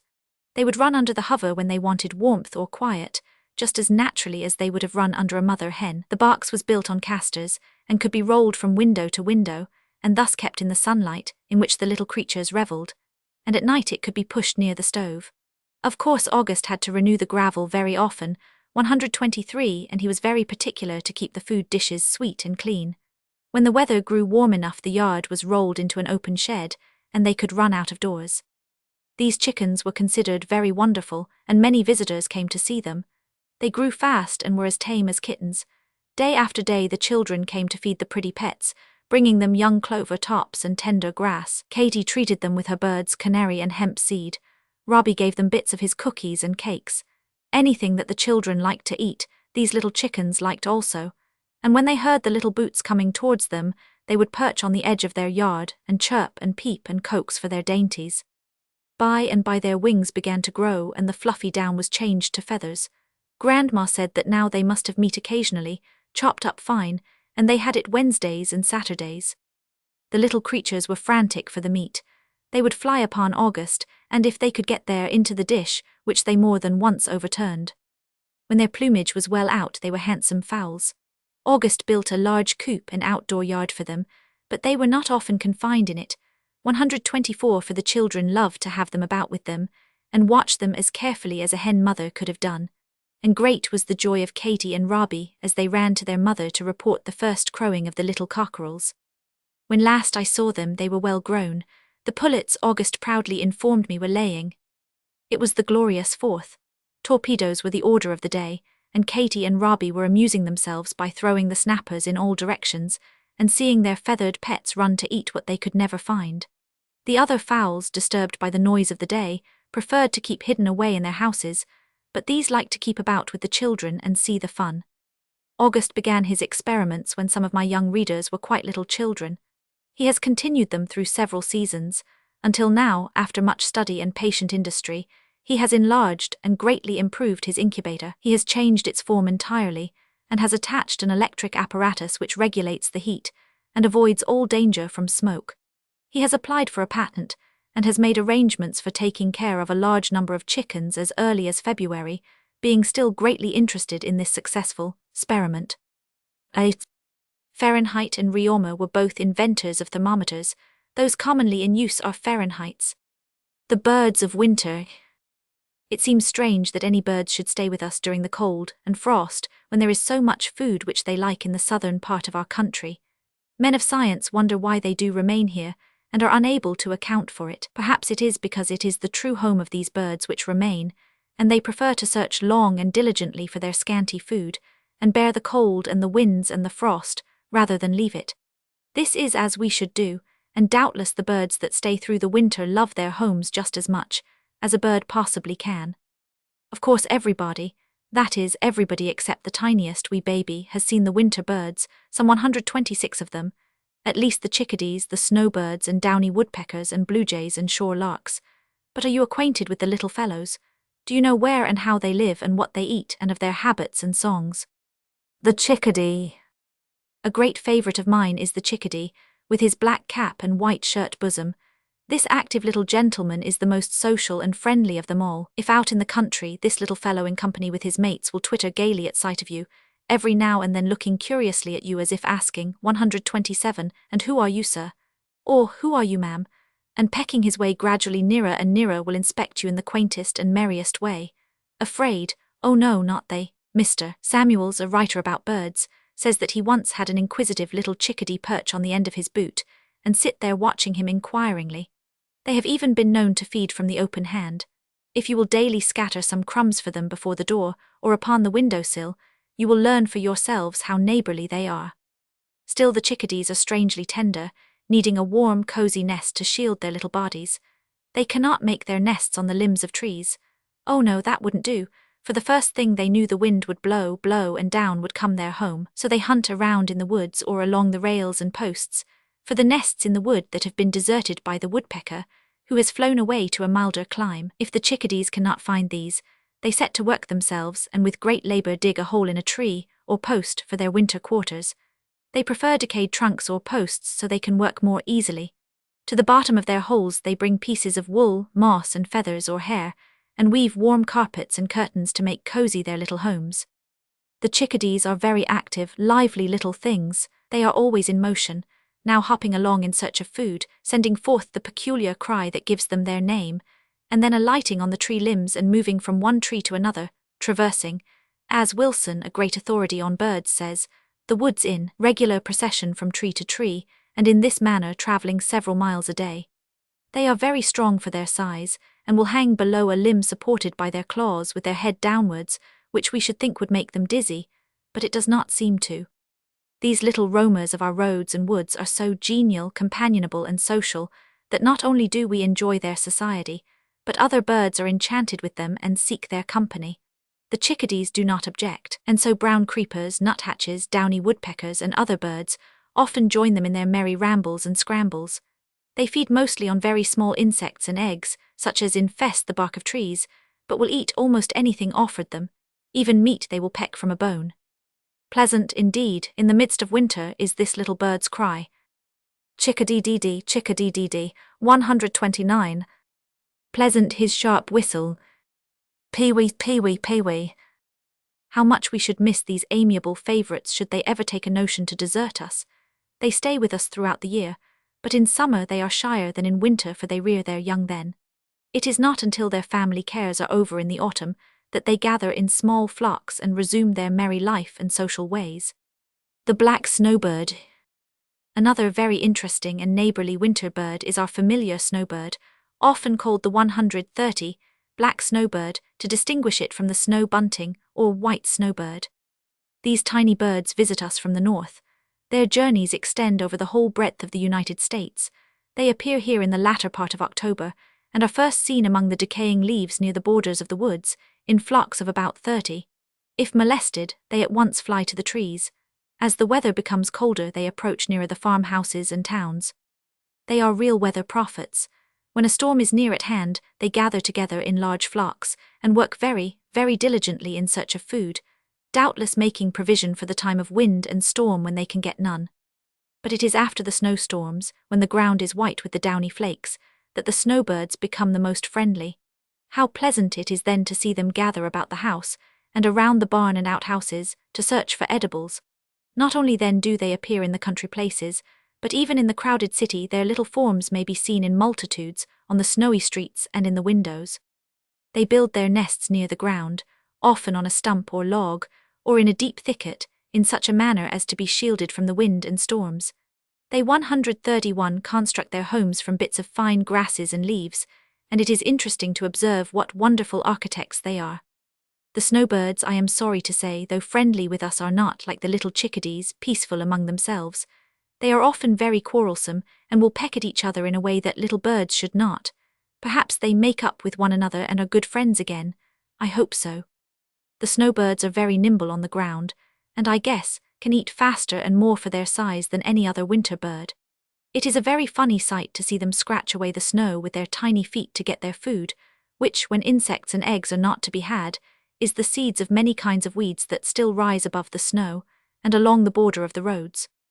Sometimes, perhaps, you have come upon a dead snowbird in the morning following a cold night, and perhaps have wondered if the poor little creature froze to death, and why he did not die at home. But the snowbirds are sometimes affected with a dizziness or faintness which makes them fall from the limbs, or during their flight. What makes them dizzy or faint we do not know, not from hanging head downwards like the little chickadees, surely. 132, but they often, alas, come to their death through this affection. The snowbirds have a peculiar cry of chuck, chuck, and another of chit, chittasit, which, however, they seldom utter except when taking flight. They stay with us until about the 29th of April, when they wing away to the north or to the higher ranges of our mountains. Somewhat similar to the snowbirds are the snow buntings or white snowbirds. They appear every winter in large flocks, often of many thousands. They are sometimes called bad weather birds, from the fact of their moving to the northward during fine weather and to the southward on the advent of deep snowstorms. They are much shyer than either the chickadees or snowbirds, but they are often seen on the roadsides and in the lanes searching for the seeds of weeds that grow there. On the seashore, which they greatly frequent, they live on small shellfish. It is curious that the greater the snow and the colder the weather of winter, the whiter do the snow buntings appear. They are very swift flyers, and often in flocks of great numbers seem to be a cloud of snowflakes driven before a storm. They make their nests in the fissures of the rocks, forming from grass and feathers, 133 and the down of the Arctic fox, a very cozy home. They frequent the roads and lanes in the vicinity of Boston, and their white forms and busy beaks can be seen throughout the winter season. The snow bunting. They have peculiar notes like a clear whistle and a chirr-chirr, which they utter when flying. A very fine little bird quite common in this state in the winter season is the brown creeper, with its showy brown and white coat. These active little creatures are great lovers of the woods and pass their lives among the trees. Unlike the chickadees and nuthatches, who also are partial to the woods, they very rarely descend to 130 for the ground to either hop about or hunt for food. Nor do they, like the two former birds, ever hang to a limb with their heads downward. Still, the brown creeper seems to be constantly in activity, and hunts most diligently for the insects it feeds upon. This it does somewhat in the manner of the woodpecker, by clinging to the trunks or branches of trees, supporting itself by its stiff tail feathers, and thus moving about quite securely. The brown creeper. They are very methodical. They strive to get every insect from a tree that there is on it, before leaving for another. So they generally alight near 135 the foot of a tree, and gradually climb to the top. An insect must be very, very small to escape their piercing gaze. They often work around a tree in spirals, and so are at times lost to the sight of an observer of their ways. And if the watcher runs around to the other side of the tree, very likely by the time he gets there, lo, they are back to the former side. But they are not at all shy, and though not as neighborly and social as the chickadee or snowbird, still they will not fly away from the presence of unmolesting persons. The brown creeper has not the bill suitable to excavate a hole for himself, so he is obliged to find a hollow trunk, a squirrel's nest, or a deserted woodpecker's home. Here the little bird builds a nest of dry twigs and lays its pretty eggs. As the midwinter cold deepens, they retire to the depths of the woods, or into the brown and sheltered thickets, where their little cry of chip, chip and cree, cree, cree may be frequently heard, and very pleasant it is too. Very useful they are, these little brown creepers, as well as the chickadees and nuthatches, for they help preserve our beautiful trees and shrubbery from the destroying worms and insects. I have mentioned the nuthatches. These birds, 136 a little larger than the others before noticed, are not so numerous as the chickadees and snowbirds, but they are very interesting. The name of nuthatches was given to them long ago, because it was supposed they broke the wood nuts by repeated hatchings or hammerings with their bills. But now men of science who study birds do not think that is true, and believe the nuthatches to be wrongly named. Nuthatches is. It was also thought that the nuthatches, like the squirrels, lay up in the summer a store of nuts for their winter use. But this also is doubted, since the nuthatch will climb along the trees and limbs in 137 search of insects, and larve when the tree hangs full of nuts. So it is thought their principal food is composed of ants, seeds of various shrubbery, bugs and insects. While the female bird is sitting on her eggs, the male nuthatch displays a great deal of care and affection, supplying her regularly with the choicest food he can collect. With this he flies away to the mouth of the hole where they have established their home, and calls to her so tenderly, offering her the delicacy he has brought. He seems to call to her sometimes, simply to inquire how she is, and to soothe her labors with his incessant chatter. Seldom does he venture far from the nest, and if any danger threatens, he instantly flies back to alarm her. The white-breasted nuthatch is known by his cry of quonk, quonk, repeated frequently as he keeps moving along the branches of a tree, piercing the bark with his bill and breaking off pieces in search of insects and their larvae. This affectionate bird, like the little chickadees, rests and roosts with his head downwards, and also like them is very curious and inquiring. If you are in sight, he will gradually make his way to you and reconnoiter your appearance, as if he would learn who you are. There is also another bird of this species called the red-breasted nuthatch, who is seen in New England in winter, and who leads a similar life to his white-breasted relative. The downy woodpecker. Though most of the many species of woodpeckers leave us on the advent of cold weather, still there are some that remain. My little readers, I am certain, have nearly all seen the round homes of the woodpecker. You may observe them in almost any wood. They are about alike except in size and situation. A round hole in a tree or post is all you will see from a distance, but if you can climb, for their holes are 139 usually more than 6 feet from the ground, you may look down into the deep home itself. How much patience and perseverance they must have to dig, bit by bit, such straight deep nests. These holes are seldom lined with anything, but are generally enlarged at the bottom so as to give the family more elbow room. The one we know best in winter is the downy woodpecker, the prettiest and smallest of the tribe. It builds its nest in various trees, preferring the apple tree, poplar, and birches. Its hole is smaller than those of other woodpeckers because, I suppose, the bird itself is so much smaller that he can do with less room. The downy woodpeckers are very sociable, and although they themselves are not gregarious, you may often see them followed by chickadees, creepers, nuthatches, and wrens, whose company they appear to be pleased with. They are not shy of man but, unlike most of their tribe, haunt roadsides, orchards, and grounds about houses and outbuildings which they prefer to the deep forests. They are generally seen in pairs and are very active little birdies. In searching for food, insects, and eggs, they move from tree to tree and thus pass the day. They rarely alight on the ground. Their 140 ordinary cry is a chick, chick, repeated rapidly. A somewhat larger woodpecker, called the hairy woodpecker, is also an inhabitant of our woods in winter and much like the downy woodpecker inhabits. These are the principal and most common of our winter birds.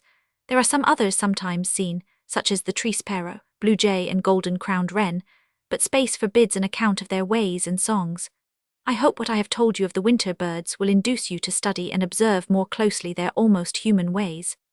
Something about lighthouses. You have all heard of the 7 wonders of the world. Did you know that 2 of these wonders were veritable lighthouses? About 300 B.C., Shares, the disciple of Lysippus, cast the famous brazen Colossus of Rhodes, a statue of the sun god Apollo, and erected it at the entrance of the harbour where it was used as a lighthouse, the flames which crowned the head of the sun god by night serving to guide wandering barks into his Rhodian waters.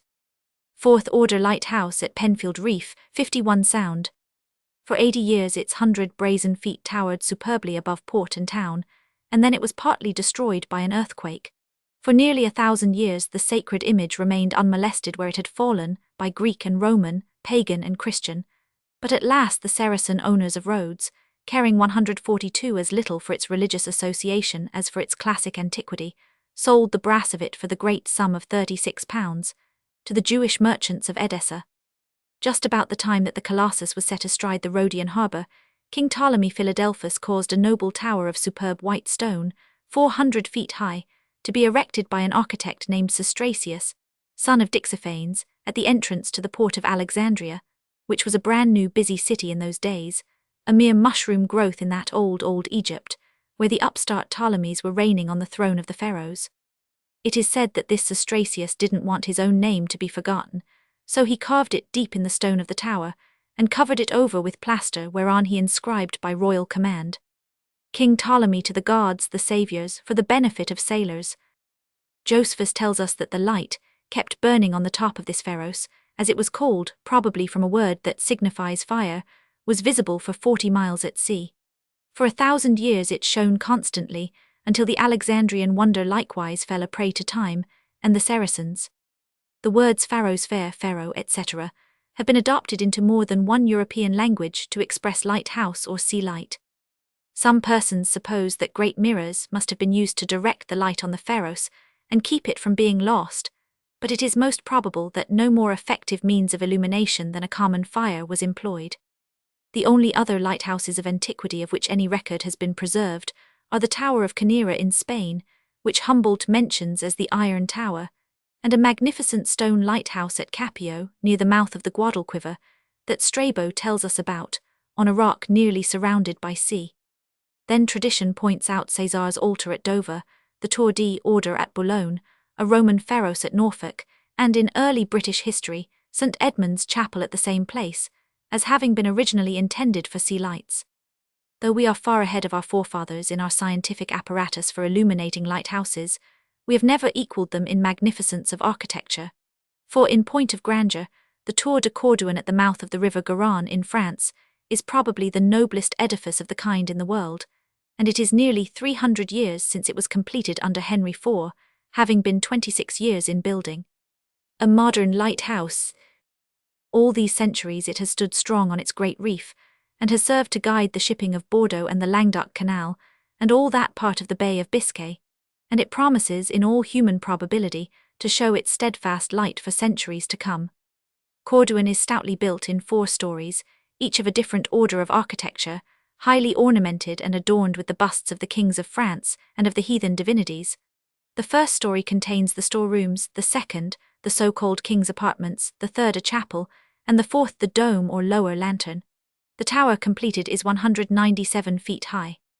When this splendid structure was completed, no better method for illuminating was known than by burning billets of oak wood in a chauffeur in the upper lantern, and it was considered a great matter when a rude reflector in the form of an inverted cone was suspended above the flame to prevent the light from escaping upward. It is not known, in fact, that any more effective mode of lighting was employed until 1760, not much more than 100 years ago, and then the radiance was not especially brilliant as it would seem to us. At that time Smeaton, the engineer, began to use wax candles at the Eddystone Lighthouse, 146, which soon degenerated to tallow dips, probably on account of the expense, and they must have given the keeper abundance of occupation in the way of snuffing and replenishing.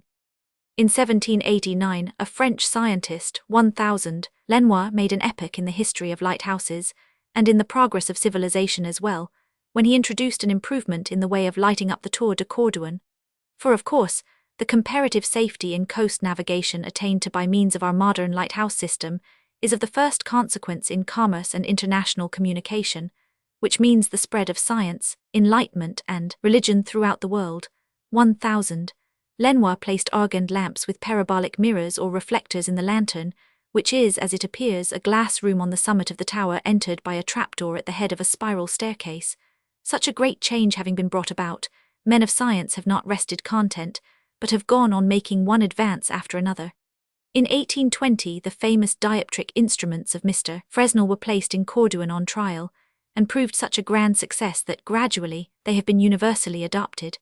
The wonderful lens which you saw at the Centennial belongs to a dioptric refracting light of the first order, and oil lamps 147 constructed on the Fresnel principle, and placed with lenses of different orders, according to the lighthouse they are used for, serve an admirable purpose. Lard is found to be the best illuminator, as a general thing, for the light it casts through lenses of the first order reaches as far out to sea as it is possible for any light to be seen on account of the convexity of the earth.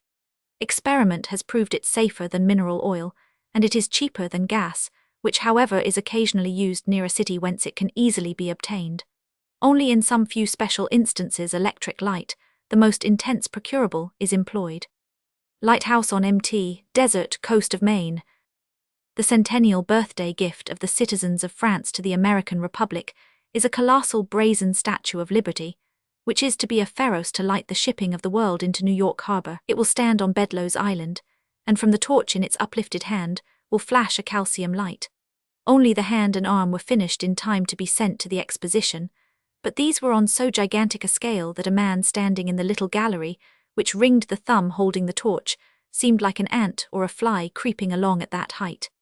Sir Walter Scott, dear Sir Walter, whose tales of a grandfather and Scottish stories and poems were so delightfully familiar to the boys and girls of 148, the last generation, left a charming little diary of a voyage he made in the summer of 1814, on board Lighthouse Yacht in company with the Commissioners of Northern Lights, who have charge of the lighthouses in Scotland, as the elder brethren of Trinity House have of those in England, their Surveyor Viceroy, the Engineer Stevenson, and a few other gentlemen.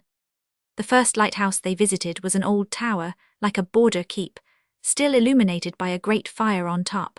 The commissioners think of substituting an oil revolving light, but Sir Walter wonders if the grate couldn't be made to revolve. Next they came to Bell Rock, which in olden times was the terror of sailors feeling their way in and out of the islands and rocks and shoals of the beautiful, perilous coast of Scotland. Inch Cape Rock, as it was then called, had shipwrecked many a helpless crew before the Abbot of Aberbrothock, 15 miles off, out of pity caused a float to be fixed on the rock, with a bell attached which, swinging by the motion of the waves, warned seamen of the danger.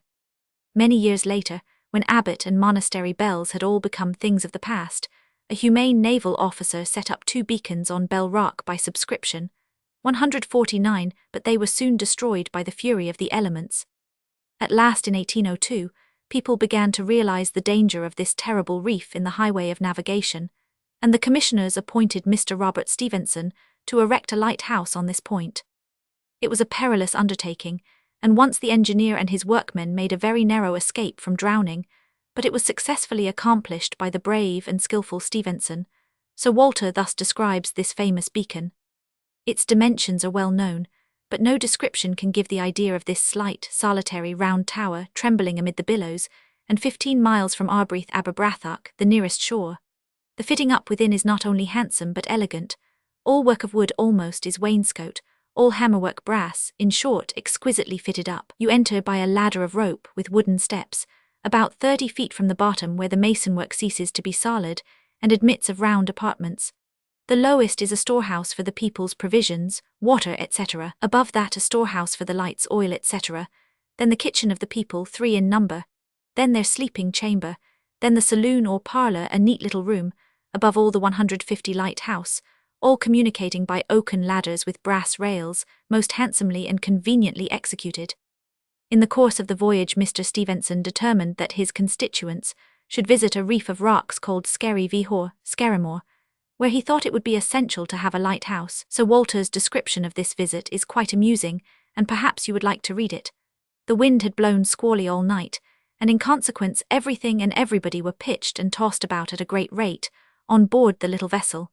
Nobody relished the attempt to land under these circumstances on this wild ridge. Quiet perseverance on the part of Mr. Stevenson, and great kicking, bouncing and squabbling upon that of the yacht, which seems to like the idea of Skerry as little as the commissioners. At length, by dint of exertion, comes in sight this long ridge of rocks, chiefly under water, on which the tide breaks in a most tremendous style. There appear a few low, broad rocks at one end of the reef, which is about a mile in length.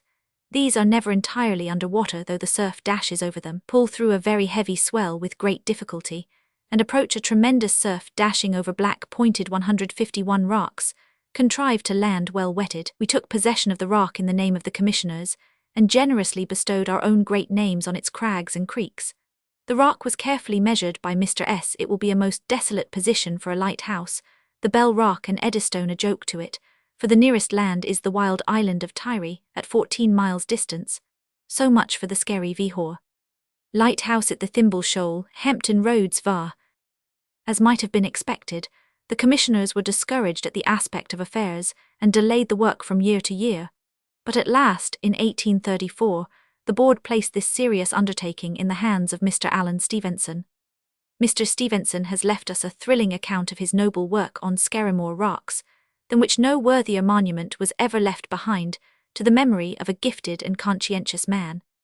In the first place he had to build barracks for his workmen on the Isles of Tiree and Mull, and then to begin the foundation of the tower on the only one of the nice rocks of the reef which was broad enough for the purpose. And this is but barely so, for at high water little remains around the tower's base but a narrow band of a few feet of rugged rocks, washed into gullies by the sea, which plays through them almost incessantly. Everything had to be thought of and provided for beforehand. Even so small a matter as the want of a little clay for tamping holes might have stopped the work for a time.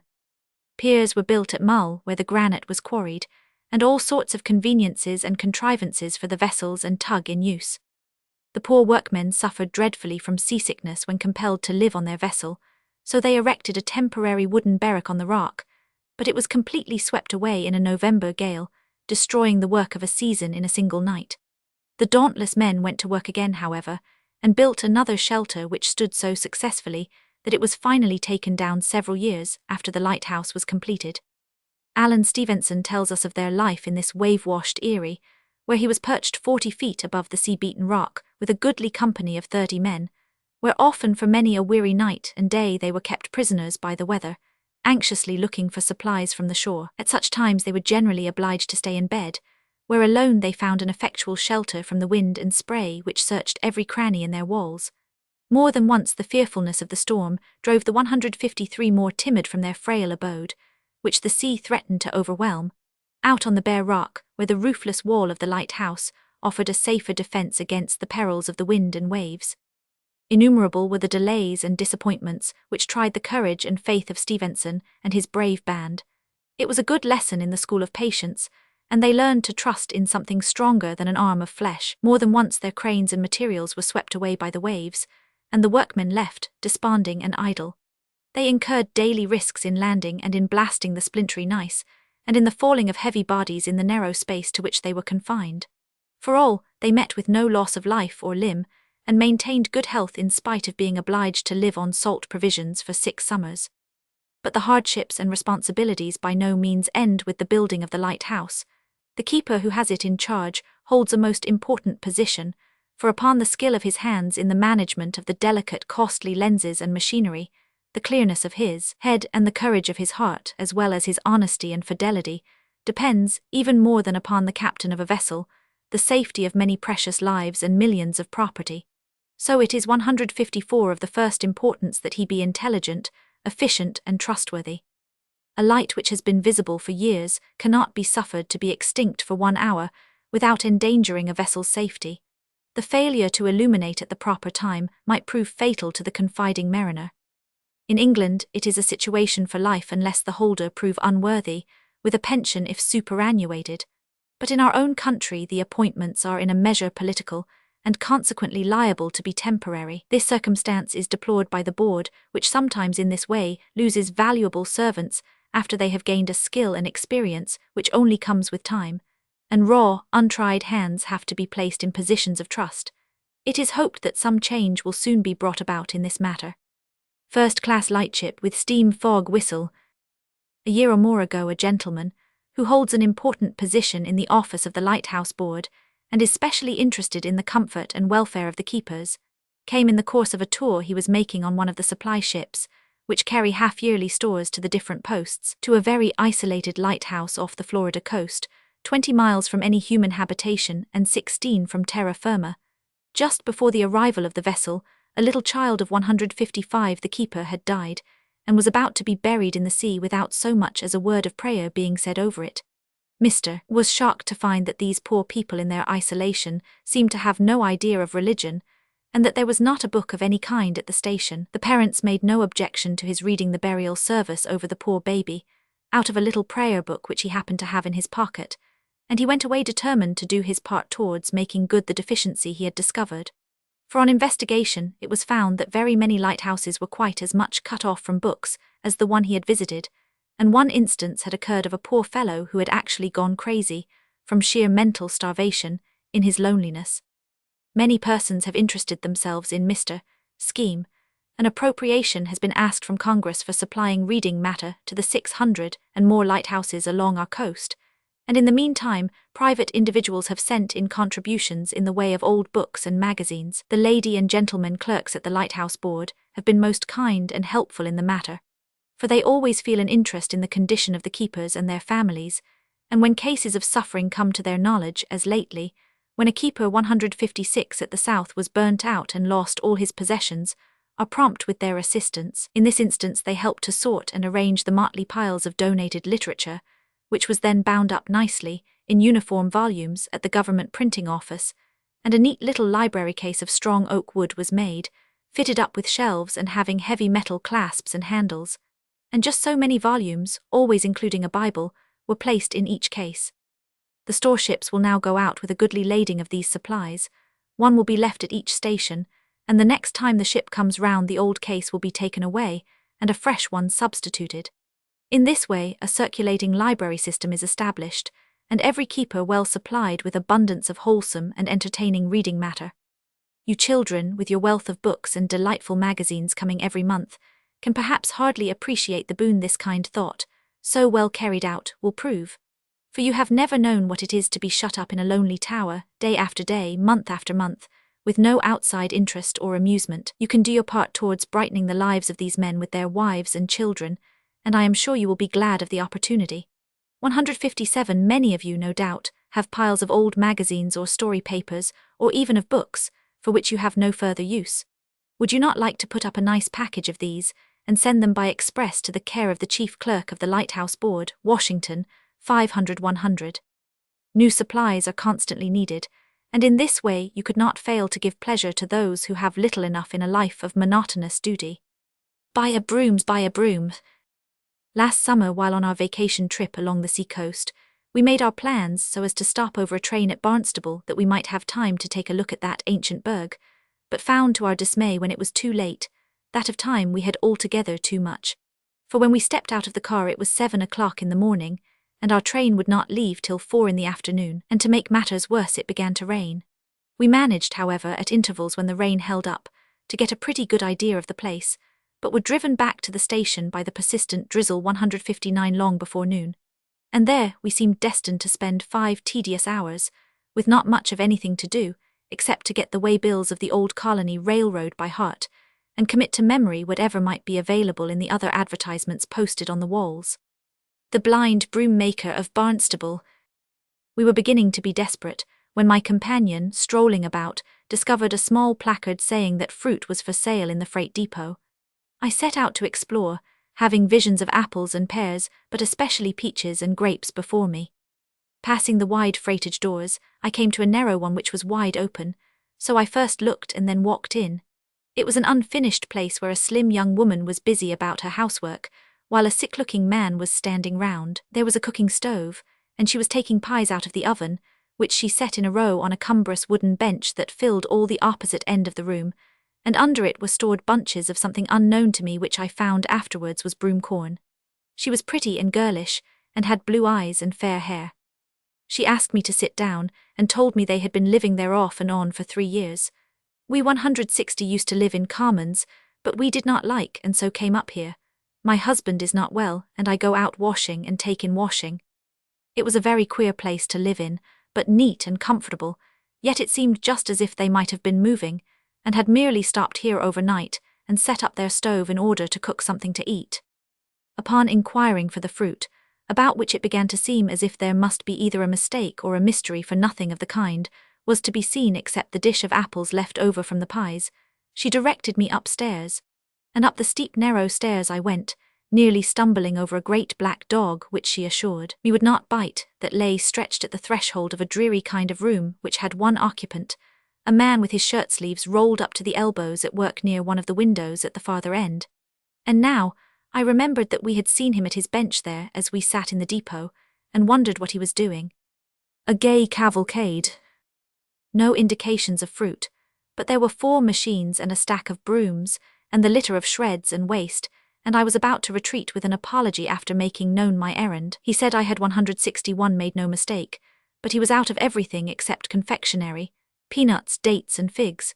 So as there were no apples, no pears, no peaches, no grapes, after all my perseverance, dates I would have, and he went to a closet where he said he kept them, holding his hands out before him in such a way that I knew he could not see even before he said, "I am blind." After he had weighed them and received his pay, there were a few words about his business, which he seemed delighted to talk about, and because I put a question or two, he asked if I was a reporter, and said, that used to be my business. I was on the reportorial staff of the Pennsylvania legislature, when from overtasking my eyes and other causes I became blind. I went to the institution at South Boston, and learned to make brooms so that I could earn my living. He was full of interest in the work he had been compelled to fall back upon, and invited me to come in with my companion and see how it was done. Now I wished, said he, that I had some stuff ready. I have to soak it before I use it, but your train does not go till 4 o'clock.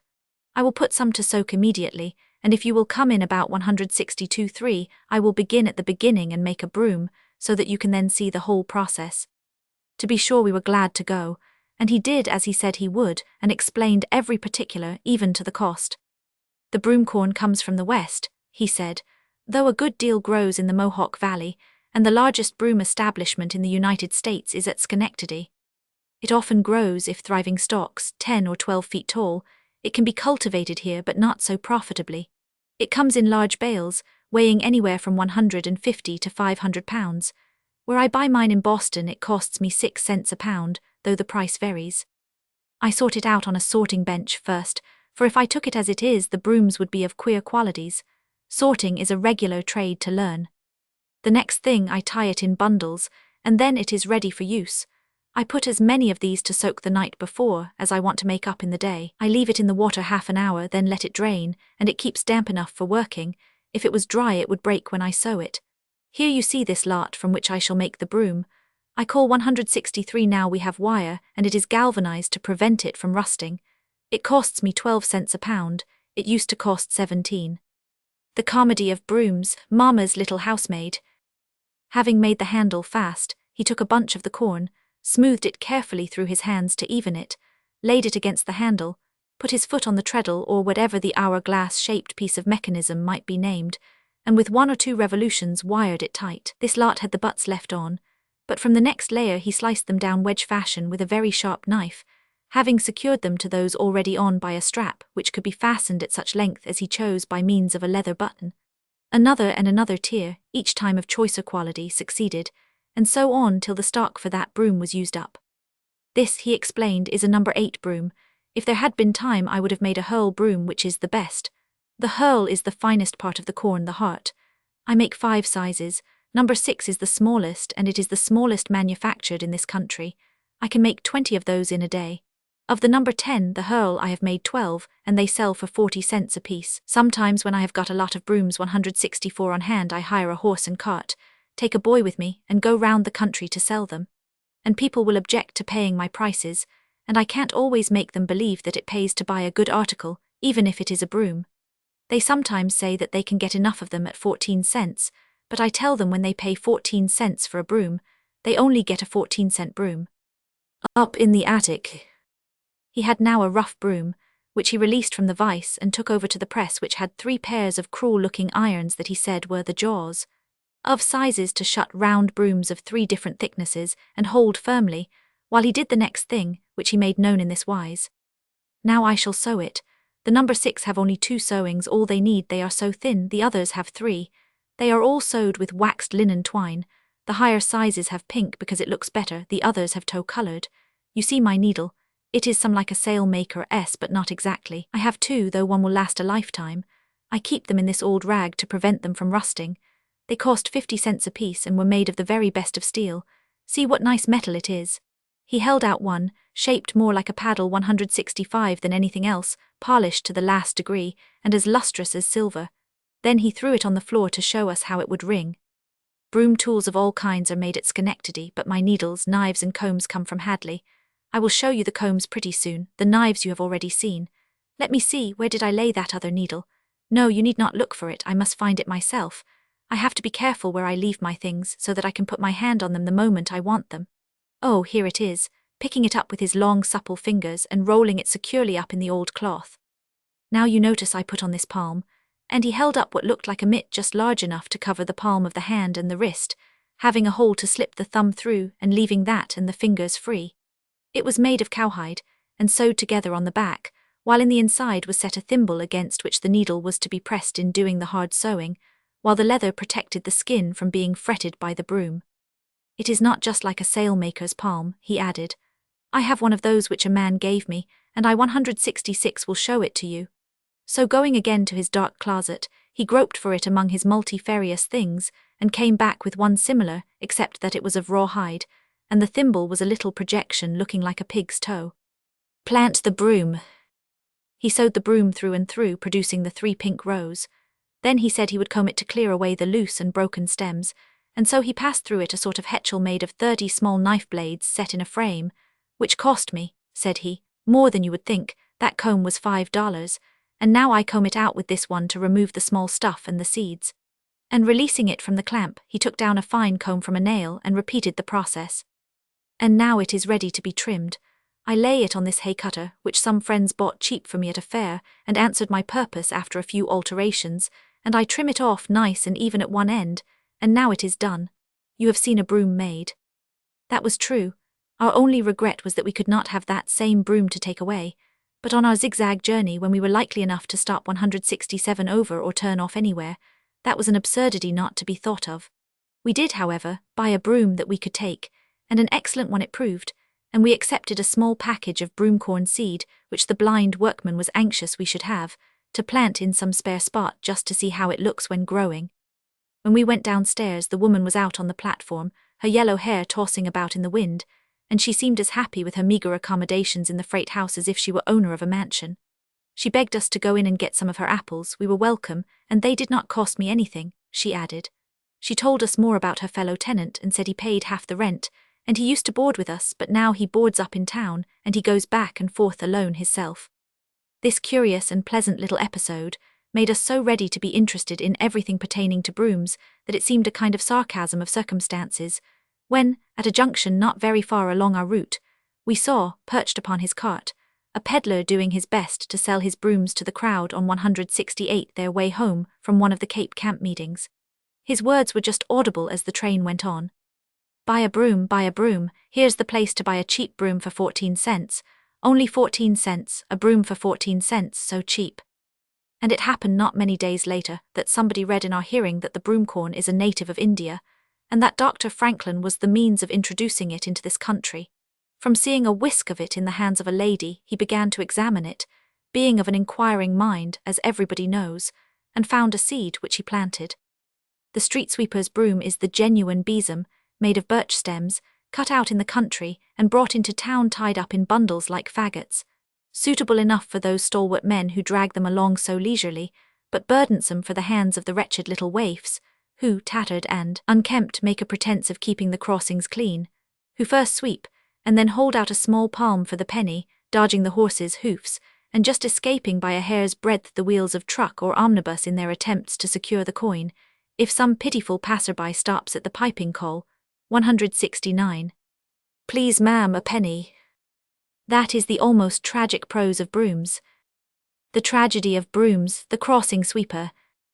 But there is a bit of poetic history that ought not 170 to be forgotten, for it was a sprig of the lovely broom bush, call it by the daintier name of heath if you will, such as in some of its varieties grows wild in nearly every country in Europe, a tough little flowering evergreen, symbol of humility, which was once embroidered on the robes, worn in the helmet, and sculptured on the effigies of a royal house of England. Which of the stories of its origin is true, perhaps no one at this distant day can determine, but whether a penitent pilgrim of the family was scourged by twigs of it, the plantage nester, or a gallant hunter plucked a spray of it and put in his helmet, it is certain that the humble plant gave the stately name of Plantagenet to 12 sovereigns of that kingdom, and their battle cry, which meant to them conquest and dominion, but has a very practical sound to us, and a specially prosaic meaning to one like the blind broom maker of this simple story, was this: plant the broom, plant the broom.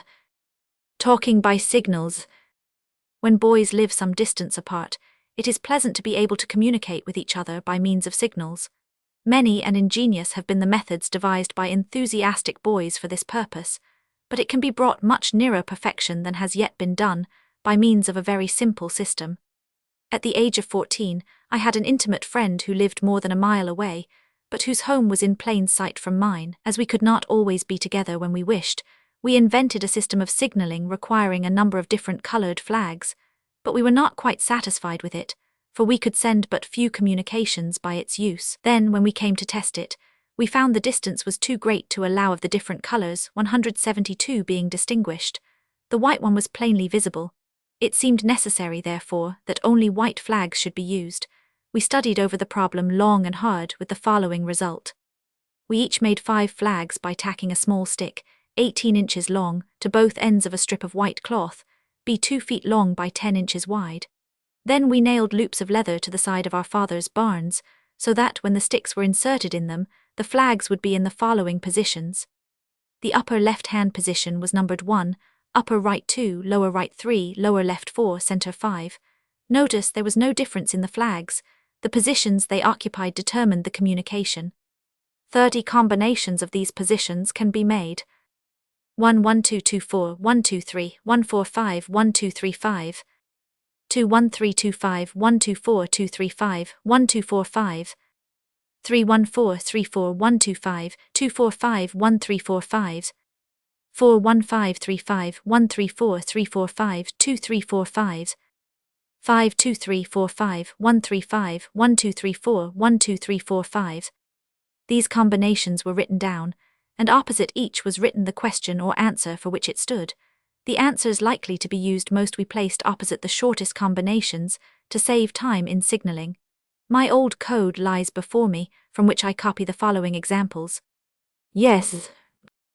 No. Morning. Afternoon. Evening. 1 2 Can you come over? 1 3 Went. 2 5 Wait till I find out. 1 3 4 Can you go a-fishing? 2 4 5 Are you well today? Suppose now that I place flags in positions 2 4 and 5. See the above examples. 174. Harry glances down his code until he reaches 2 4 5 and its signification, and perhaps answers with a flag at 1. Then the following dialogue ensues. 1 2 He won 5. 1. He 2 5. And in a few moments, he won. We usually spent our noon hour conversing with each other in this manner, and when it became necessary for either to leave his station, all the flags, 1 2 3 4 5, were put out, signifying gone. One combination, 1 2 3 4, was by mutual consent reserved for a communication of vital importance. Come over. It was never to be used except in time of trouble, when the case would warrant leaving everything to obey the call. We had little expectation of its ever being used. It was simply a whim, although, like many other things, it served a serious purpose in the end. Not far from my father's house stood a valuable timber lot, in which he took an especial pride. Adjoining this was an old apple orchard, where the limbs of several trees that had been cut down, and the prunings of the remainder, had been heaped 175 together in 2 large piles to be burned at a favourable opportunity. One afternoon, when there was not the slightest breath of wind, we armed ourselves, father and I, with green pine boughs and set the brush heaps afire. We had made the heap in as moist a spot as possible, that there might be less danger of the fire spreading through the grass. While the flame was getting under way, I busied myself in gathering stray bits of limbs and twigs, some of them from the edge of the woods, and throwing them on the fire. "Be careful not to put on any hemlock branches," shouted my father from his heap. "The sparks may snap out into the grass." Almost as he spoke, a live coal popped out with a loud snap and fell at my feet, and little tongues of flame began to spread through the dead grass.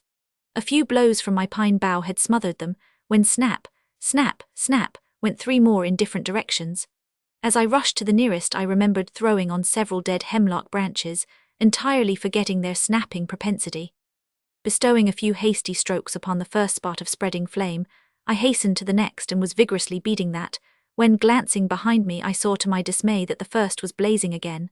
176 ahead of me was another, rapidly increasing, while the roaring, towering flame at the heap was sputtering ominously, as if preparing to send out a shower of sparks. And to make matters worse, I felt a puff of wind on my face. Terror-stricken, I shouted, "Father, the fire is running, come quick." In a moment he was beside me, and for a short time we fought the flame desperately. "It'll reach the woods in spite of us," he gasped as we came together after a short struggle. "There isn't a neighbor within half a mile, and before you could get help it would be too late. Besides, one alone couldn't do anything against it." A sudden inspiration seized me. "I'm going to signal to Harry," I cried. "If he sees it he'll come and perhaps bring help with him." "Hurry," he shouted back, and I started for the barn. The distance was short. As I reached it, I glanced over to Harry's. There were some white spots on his barn. He was signalling and of course could see my signal. Excitedly, I placed the flags in 1 2 3 4, and without waiting for an answer, tore back across the fields to the fire. It was gaining rapidly. In a large circle, a dozen rods across, it advanced toward the 177 buildings on one hand and swept toward the woods on the other. We could not conquer it. We could only hope to hinder its progress until help should arrive. In obedience to the signals. 15 minutes of desperate struggle, and then, with a ringing cheer, Harry and his father dashed 178 upon the scene. Their arrival infused me with new courage, and 4 pairs of hands and 4 willing hearts at length conquered the flame, 2 rods from the woods. My father sank down upon a rock, and as he wiped the perspiration from his smutty face, he said, "There, boys, your signalling has saved the prettiest timber lot in the town of Hardwick. I shall not forget it. Were we not justly proud?" 2 days after, I found upon my plate at breakfast a small package, which contained 2 pretty little spy-glasses. "Perhaps they will enable you to enlarge your signal code," was all my father said when I thanked him. We soon found that with the aid of the glasses we could distinguish any color, so we made a set of blue flags, which gave us 30 more communications by using them in place of the white ones. And, by mixing the blue flags with the white combinations, and the white with the blue combinations, over 200 communications could be signaled. Thus we could converse with each other by the hour. The way we wrote down the mixed combinations was, by using a heavy figure to represent a blue flag, 179 as 1245, which meant that positions 1 and 4 were occupied by white flags, 2 and 5 by blue ones. Blue flags can be inserted in the original 30 combinations in the following manner: 12, 123, 123, 1234, 1234, 1234, 1234, 1234, 235, 235, 2345, 2345, 2345, 2345, 2345, 2345, 2345, and so on. Among the many recollections that throng my memory in connection with this subject is that of an incident which has caused me many a hearty laugh since its occurrence, although at the time I did not feel particularly amused. Harry had gone away visiting, giving me no definite idea of when he would return. So one drizzling, uncomfortable day, as I was sitting rather disconsolate at my barn window, I was delighted to see several flags appear on his barn. Eagerly I read, 134, can you go a-fishing? The fine drizzling rain was changing into larger drops, and there was every reasonable prospect of a very wet day, and I thought he must be joking, but I answered, when? Now, was the reply.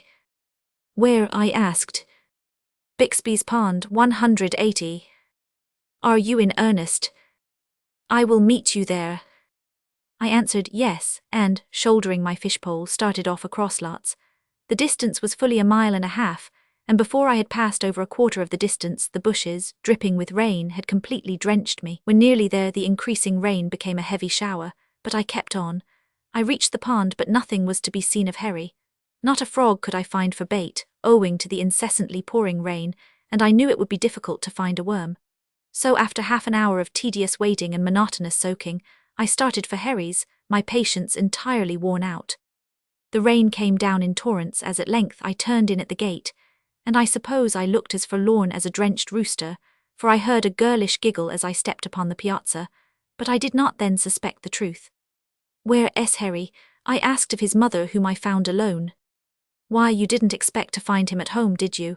He won't be back for a number of days yet. Another subdued giggle from the next room. You're as wet as a drowned rat, went on the 181 motherly woman. What on earth started you out in this rain? It's that Hattie's work. I burst out angrily and told her the whole story. Dear me, she exclaimed, holding up her hands despairingly. I never did see such a torment as that girl is. I noticed she has seemed very much tickled over something. I'll give her a real scolding. I darted out the door, and as I splashed my way disconsolately down to the road, I heard a voice, struggling between repentance and a desire to laugh, call after me. Forgive me, Charlie, but it was such a joke. Hattie never meddled with her brother's signals again, for her mother's displeasure and the severe cold that followed my drenching more than balanced the enjoyment she derived from that very practical joke. 2 years ago I visited my native town. Resuming my old place by the barn window, I gazed across the intervening forest to where Harry used to stand and signal to me. Tacked up against the windowsill was my old signal code, covered with dust and cobwebs. Harry was hundreds of miles away, 182, carving himself a name among his fellow men. Of all the friends of former days, scarcely one remained in the old town, and I could only wish with all my heart that I were once again enjoying my boyhood's happy hours. If the buildings should be painted, the flags should be of a colour that would contrast with that of the paint. Jenny finds out how dishes are made. I know something you girls don't know. I know how they make dishes what you eat off of, and it's just the same way they make Dolly's dishes, I guess. Yes, I do know, and I've got some pictures Papa drawed for me too, and I'll tell you all about them. They're in my pocket right under my handkerchief. I put them under my handkerchief because I don't want them to get dirty. I've got some lasses candy on top. I haven't got enough, or I'd give you all some. Papa took me to a pottery. I don't know why they call it a pottery, for they make cups and saucers and sugar bowls and everything. First the man took us through the dressing room. I did not see any dresses, nor anybody dressing themselves. I only saw piles 184 of dishes and men and women hammering at them. I asked Papa why they called it that, and he said, wait till we come back, for that was the very last of all. So we went on into the yard. I looked into one part of the building where it was all dark, with 3 great chimneys, broad on the ground and narrow high up. But the man and Papa went right on, round to the other side of the building. There wasn't anything to see though, but horses and carts hauling clay, and great heaps of it on the ground. I wouldn't have called it anything but dirt, but Papa said it was kaolin, not exactly dirt, but clay. He spelt it for me. There was another of those big chimneys in the yard, only bigger. The man said that was where they dried the clay. Then he led us to a little door in the side of the house, and we went in. That brought us into a little room where they were getting the clay ready. First there was a sand screen, like Mike uses, where they sieved it. Next they weighed it and put it into bins. It looked like fine, dark flour. The potter's wheel. A little piece off from the bins there was a big, deep box. They were mixing clay and water in it and making a paste. It looked like lime when they're making mortar. The box leaked awfully, and white paste was running down on the floor. At the end of the box they had a pump working, and it was pumping the paste into what they called a press. It was too funny for anything. I couldn't more than half understand it, but it looks something like a baby crib, only it has slats across the top and they're close together. They have a lot of bags in between the slats, and the clay gets into the bags and gets pressed flat, so that most of the water is squeezed out. When they take it out of the bags, it looks something like a sheet of shortcake before it's cut or baked. Then they roll a lot of them together, and that's what they make dishes out of. They call it biscuit. The man took us down into the cellar under the little room to show us the engine that made the paste and pumped and pressed the clay. I was afraid and didn't want to go down, but Papa said it was only a little one. It was nice and clean down there with a neat brick floor but awful hot. I was glad to come up. The kiln and saggers. After the little room there's one big room where they don't do much of anything.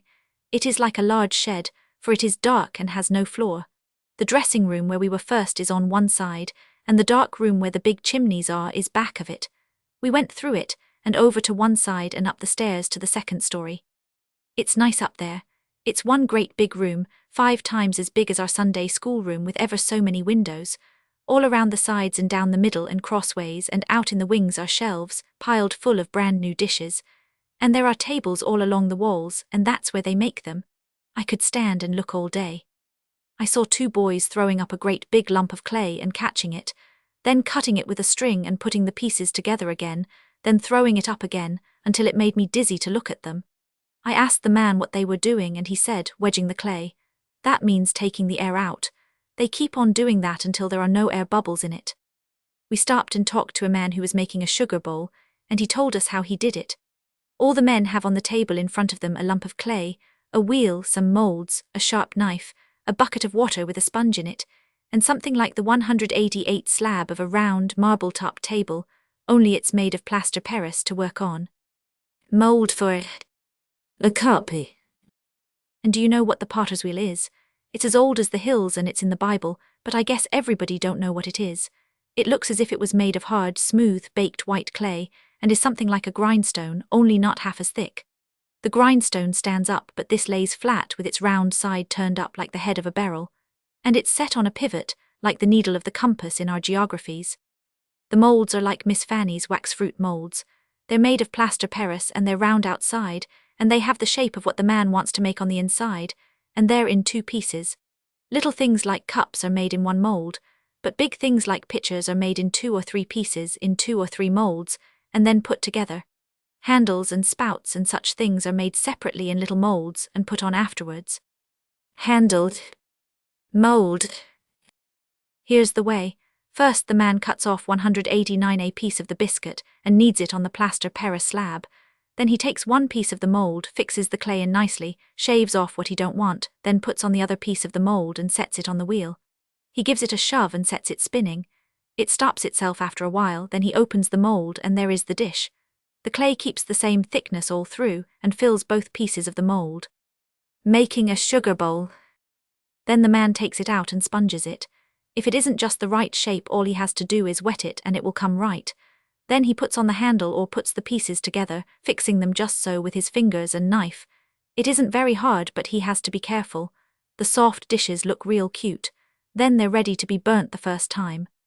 We walked all around and saw here 1 man making cups, another, tureens, another, bird baths, and every imaginable thing that is ever made in porcelain. Then we went downstairs through the dark rooms into where the tall chimneys are. Then I found out they called them kilns. They have at the bottom a prodigious furnace, over that a tremendous oven, where they put the dishes in to bake. But they don't put them right in just as they are. Oh no, they were on the high shelves all around, a 190 lot of things called saggers. They look something like bandboxes made of fire brick. The soft dishes are put in them, the lids are put on, and then they are piled up in the oven. Then the men build a big fire in the furnace, and let it burn for several days. When it goes out, they let several more days go by for the kiln to cool, and then take out the saggers. When the dishes are taken out, they are hard and rough and of a yellowish white.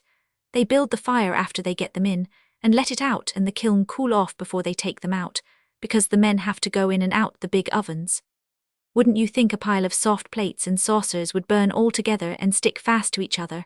Well, they don't. There are little things made of hard clay with 3 bars and 3 feet, and they put them in between dishes so that one plate has one in it, and the next plate sets on top of that, so that they can't stick together.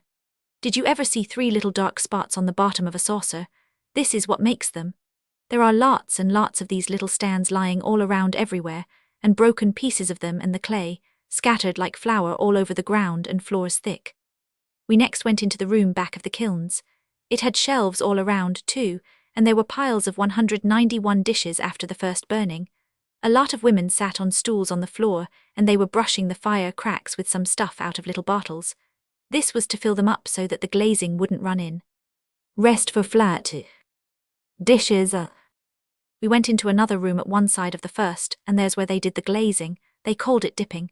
There was a large tank in the middle of the room with a deep red liquid in it. Papa asked the man what it was, and he said it was a secret preparation. The men dipped the dishes in and they came out a beautiful pink, so pretty that it seemed a pity they couldn't stay so. There were shelves all around this room too, and there the dishes look like they do when we see them. The pink glazing has turned white. There is nothing more done to them except the dressing. We had now gone all around, and were almost at the dressing room where we started. And when we went in again, we found that the dressing was nothing but knocking off any rough lumps with a chisel. I remember every bit of it, and every time I look at dishes, I think there are ever so many things we use every day and don't know anything about. Archery for boys.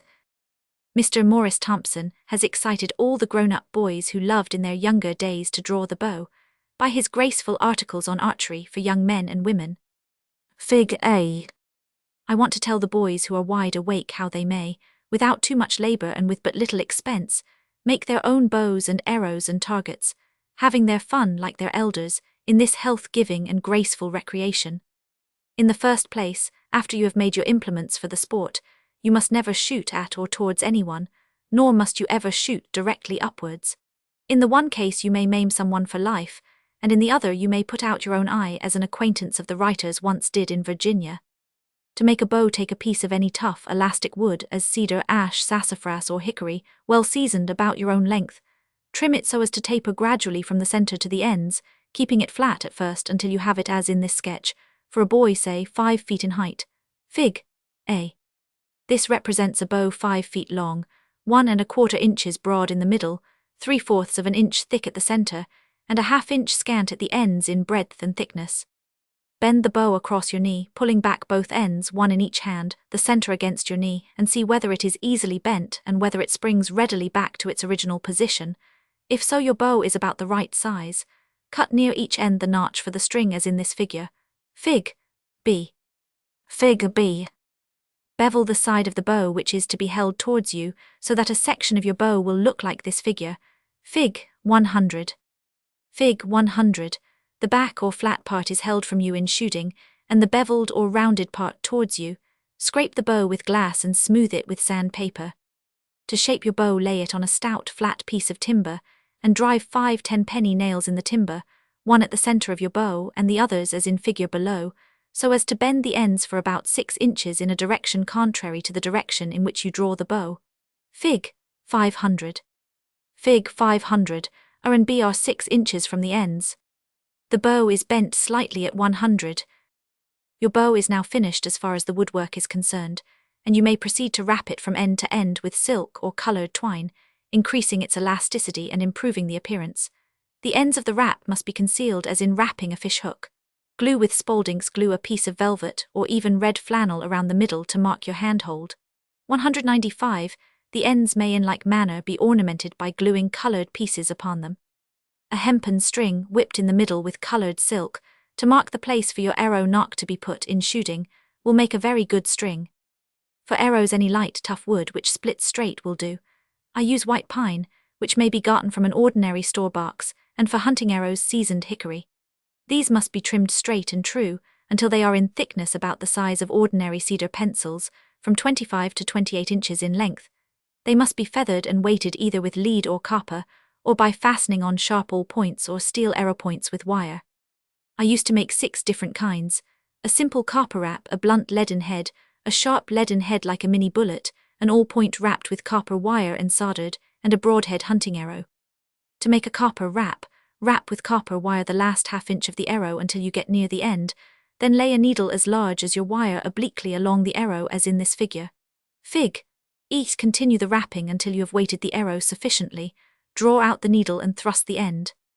Fig. E. of your wire through the little passage kept by the needle and draw it tight thus. Fig. F. Fig. F before wrap was drawn through. Fig. G after wire was drawn through. A blunt leaden head is made by pouring 3 or 4 melted buckshot into a cylinder of paper, wrapped around the end of the arrow, slightly larger at the open end, and tied on by a piece of thread. The wood of the arrow must be cut thus. Fig. H. Fig. H. The paper is put on thus. Fig. 10. Fig. 10. It should look like this after the metal has been poured in and the paper all stripped off. Fig. 1. Fig. 1. It should look like this after being sharpened like a mini bullet. Fig. J. Fig. J. An all-point arrow is made by inserting the point in the end of the arrow, wrapping with copper wire, and getting a tinner to drop some solder at the end to fasten the wire and all-point firmly together. The all-point looks like this. Fig. K. Fig. K.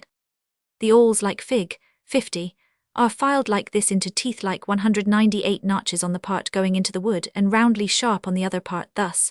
Fig. 1000. Fig. 50. Fig. 1000. These may be shot into an oak tree and extracted by a twist of the hand close to the arrow point. Fig. N. The broadhead hunting point Fig. N is put on by slitting the arrow and inserting the flat handle of the arrow point and wrapping it with silk, sinews, or copper wire. These points can be sharpened along the line AB on a whetstone and will cut like knives. The hunting arrow looks like this. Fig. O. Fig. O. To feather an arrow, you strip a goose feather from the quill, and after clipping off the part near the quill end, you mark a line down the arrow from a 199.1 inch from the nock, and spreading some Spaulding's glue along that line apply the feather, lightly pressing it home with forefinger and thumb. After you have glued on one piece, lay aside the arrow and fix another, and so on until the first is set so that you may put on another piece. When you have fastened these feathers on each arrow, lay them aside for 10 or 12 hours. The 3 feathers will look like this. Fig. P. Fig. P. A boy can hardly make a good quiver unless he were to kill some furred animal and make a cylindrical case such as the Indians have, out of its skin. I am afraid that he usually would have to get a harness maker to make him a quiver out of leather, somewhat larger at the top than at the bottom. It should hold from 8 to 12 arrows.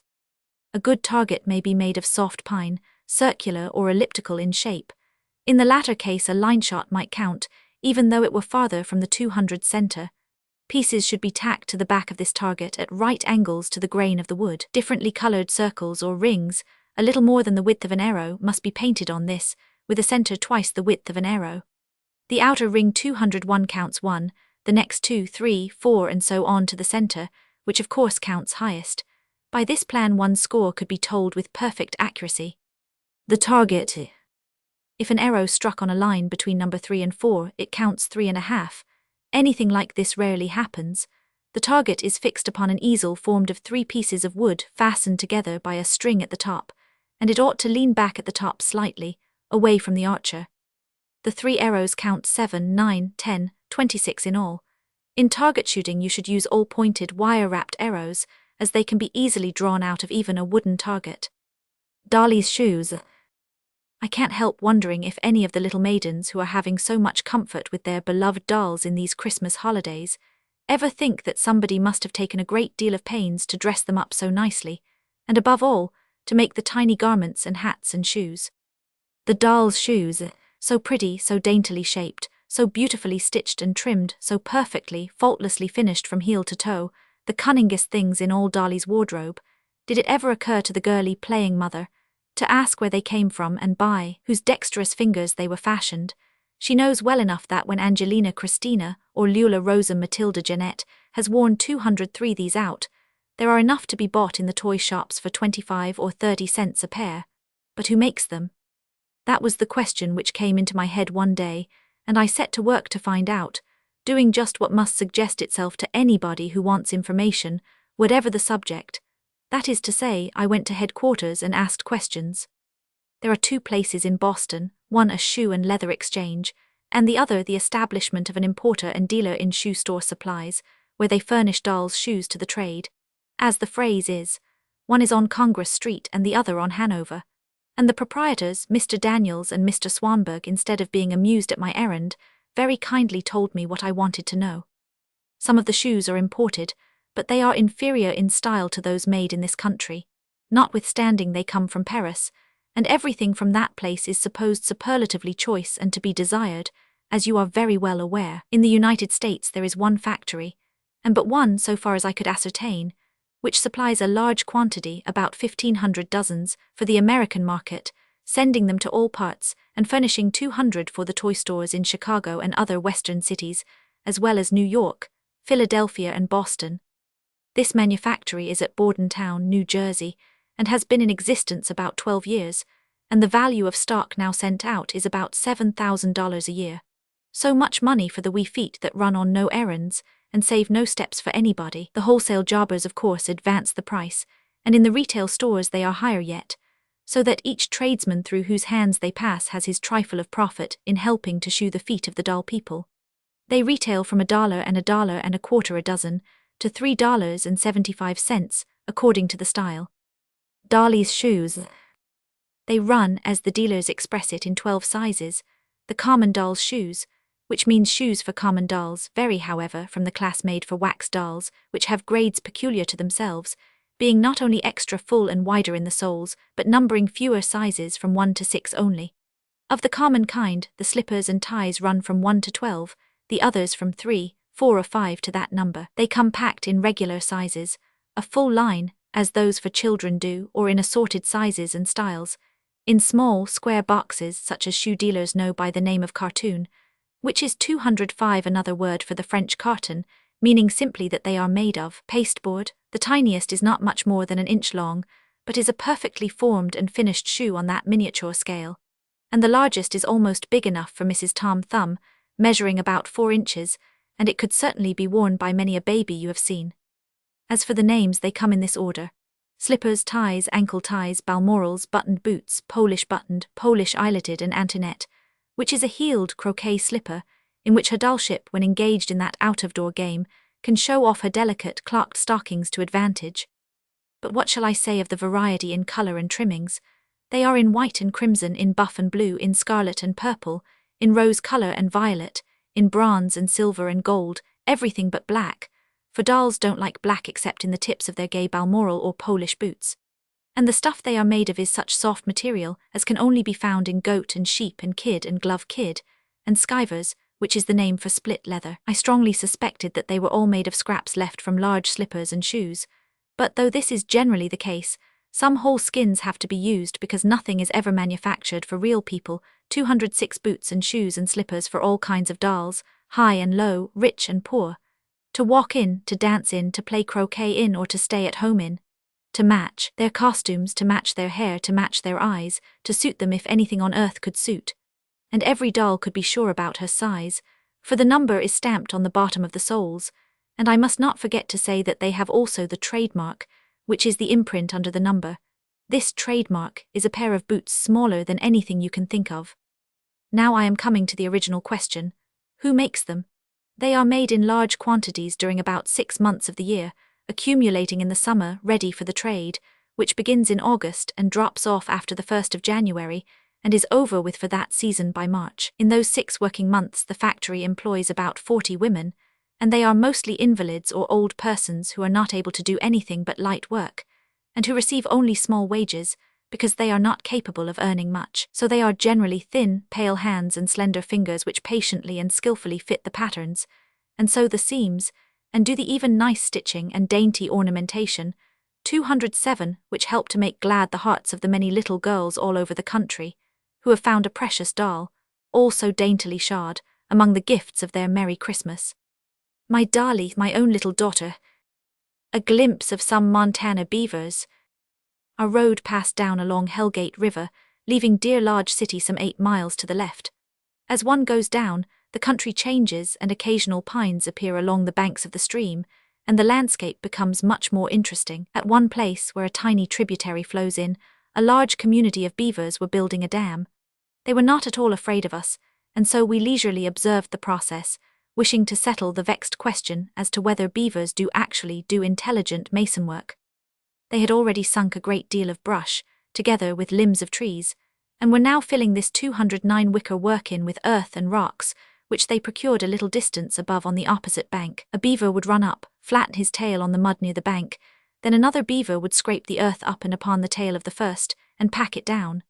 After he had his load complete, the carrier beaver would swim away rapidly, his tail with the load of earth floating on the surface, the swift movement of the animal alone keeping it afloat.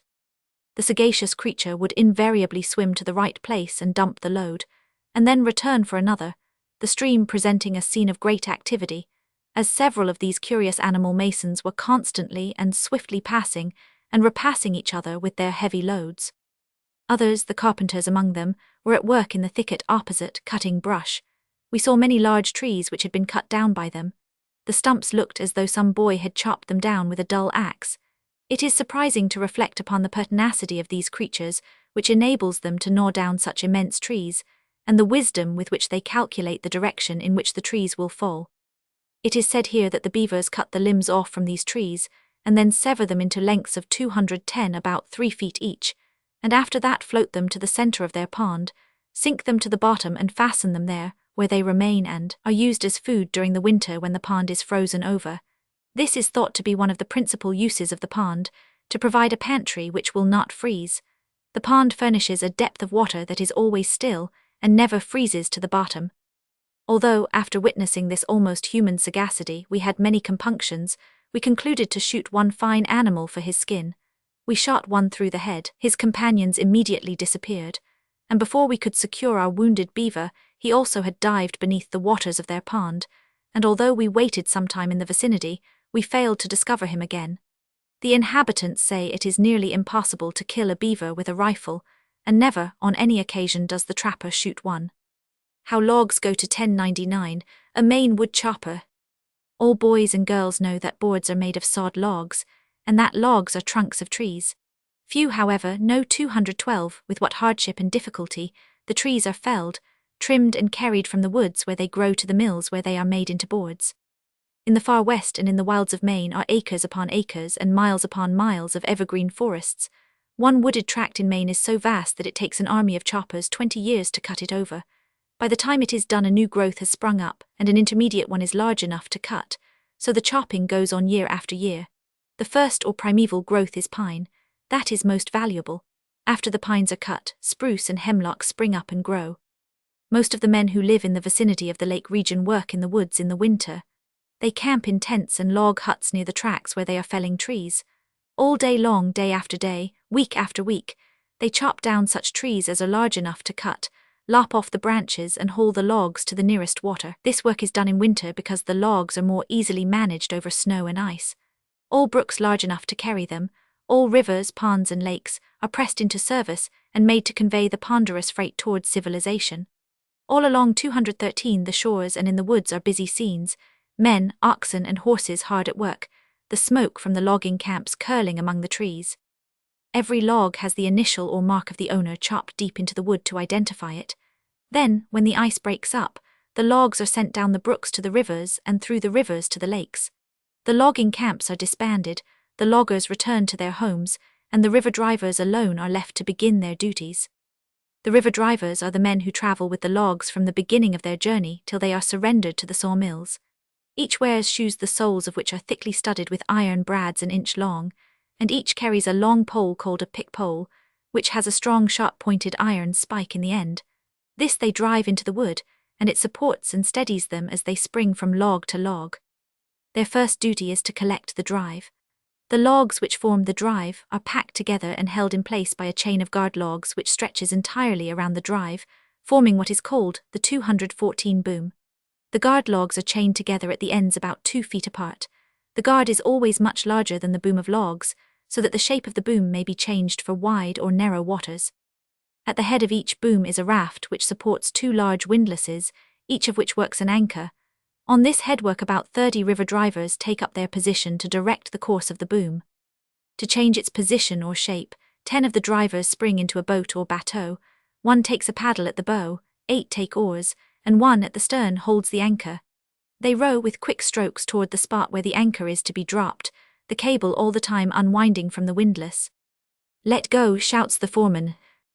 Splash goes the anchor overboard. The boat then darts back to the headworks. Out spring the men to help turn the windlass to wind the cable in. They sing as they work, and the windlass creaks a monotonous accompaniment as "Meet Me by Moonlight," or the popular "Away Over Yonder," comes floating over the rippling water. A river driver. Meanwhile another bateau has been out with another 215 anchor, and as both windlasses turn, the boom swings toward the anchorage, and thus is so much further on its way. Though the men sing as they work, and make the best of their mishaps with jests and laughter, they often carry homesick hearts. In cold and stormy weather their hardships are great, an involuntary bath in the icy water being an event of frequent occurrence. Also their work demands a constant supply of strength, which is very trying. Frequently a headwind will drive them back from a position which it has taken several days to gain, and all the toil of fresh anchorages must be repeated. The most dangerous part of the work is sluicing the logs.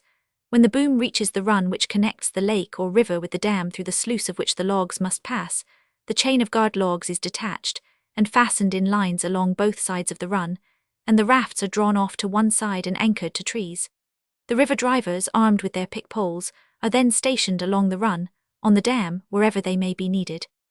The liberated logs now come sailing along, their 216 speed quickening as they near the sluice. When they reach it they dart through, their dull, rapid, continuous thud mingling with the roar of the water. How they shoot the sluice! Log after log, 2, 6, a dozen together, pitching, tossing, struggling, leaping end over end, finally submitting to destiny and sailing serenely down the river toward another lake. Meanwhile the river drivers, with their long poles and quick movements, looking not unlike a band of savages, have enough to do with steady feet and eyes on the alert, for of all the vast array of logs, and I once saw 24,000 in one drive, not one goes through the sluice but is guided onto it by one or more of the drivers. They often ride standing on the floating logs, conducting this, pushing that, hurrying another, straightening, turning and guiding, and just before the log on which a driver stands reaches the sluice, he springs to another. Woe to him if his foot should slip or his leap fail. He would be crushed among the logs in the sluice or dashed among the rocks in the seething water. The liberated logs came sailing along. After all the logs are safely sluiced, the chains of the guards are slipped, the rafts are broken up, and 217 these windlasses and all follow the logs. Then the boats are put through the sluice. Sometimes, when the dam is high, some of the river drivers go through in the boats, a dangerous practice this, for often the bateaux have gone under water entirely out of 218 sight to come up below the falls, and more than once have lives been lost in this foolhardy feat. Through the sluice, a dangerous practice this. A boom generally passes from 3 to 6 dams, and sometimes takes 4 months to reach the mills. Occasionally the logs become jammed in the rivers, and must wait for more water. If this can be supplied from a lake above, the difficulty is easily remedied. In the spring of 1880, a jam occurred at Mexico in Maine. The logs were piled 40 feet above the water, and covered an extent of area as large as an ordinary village.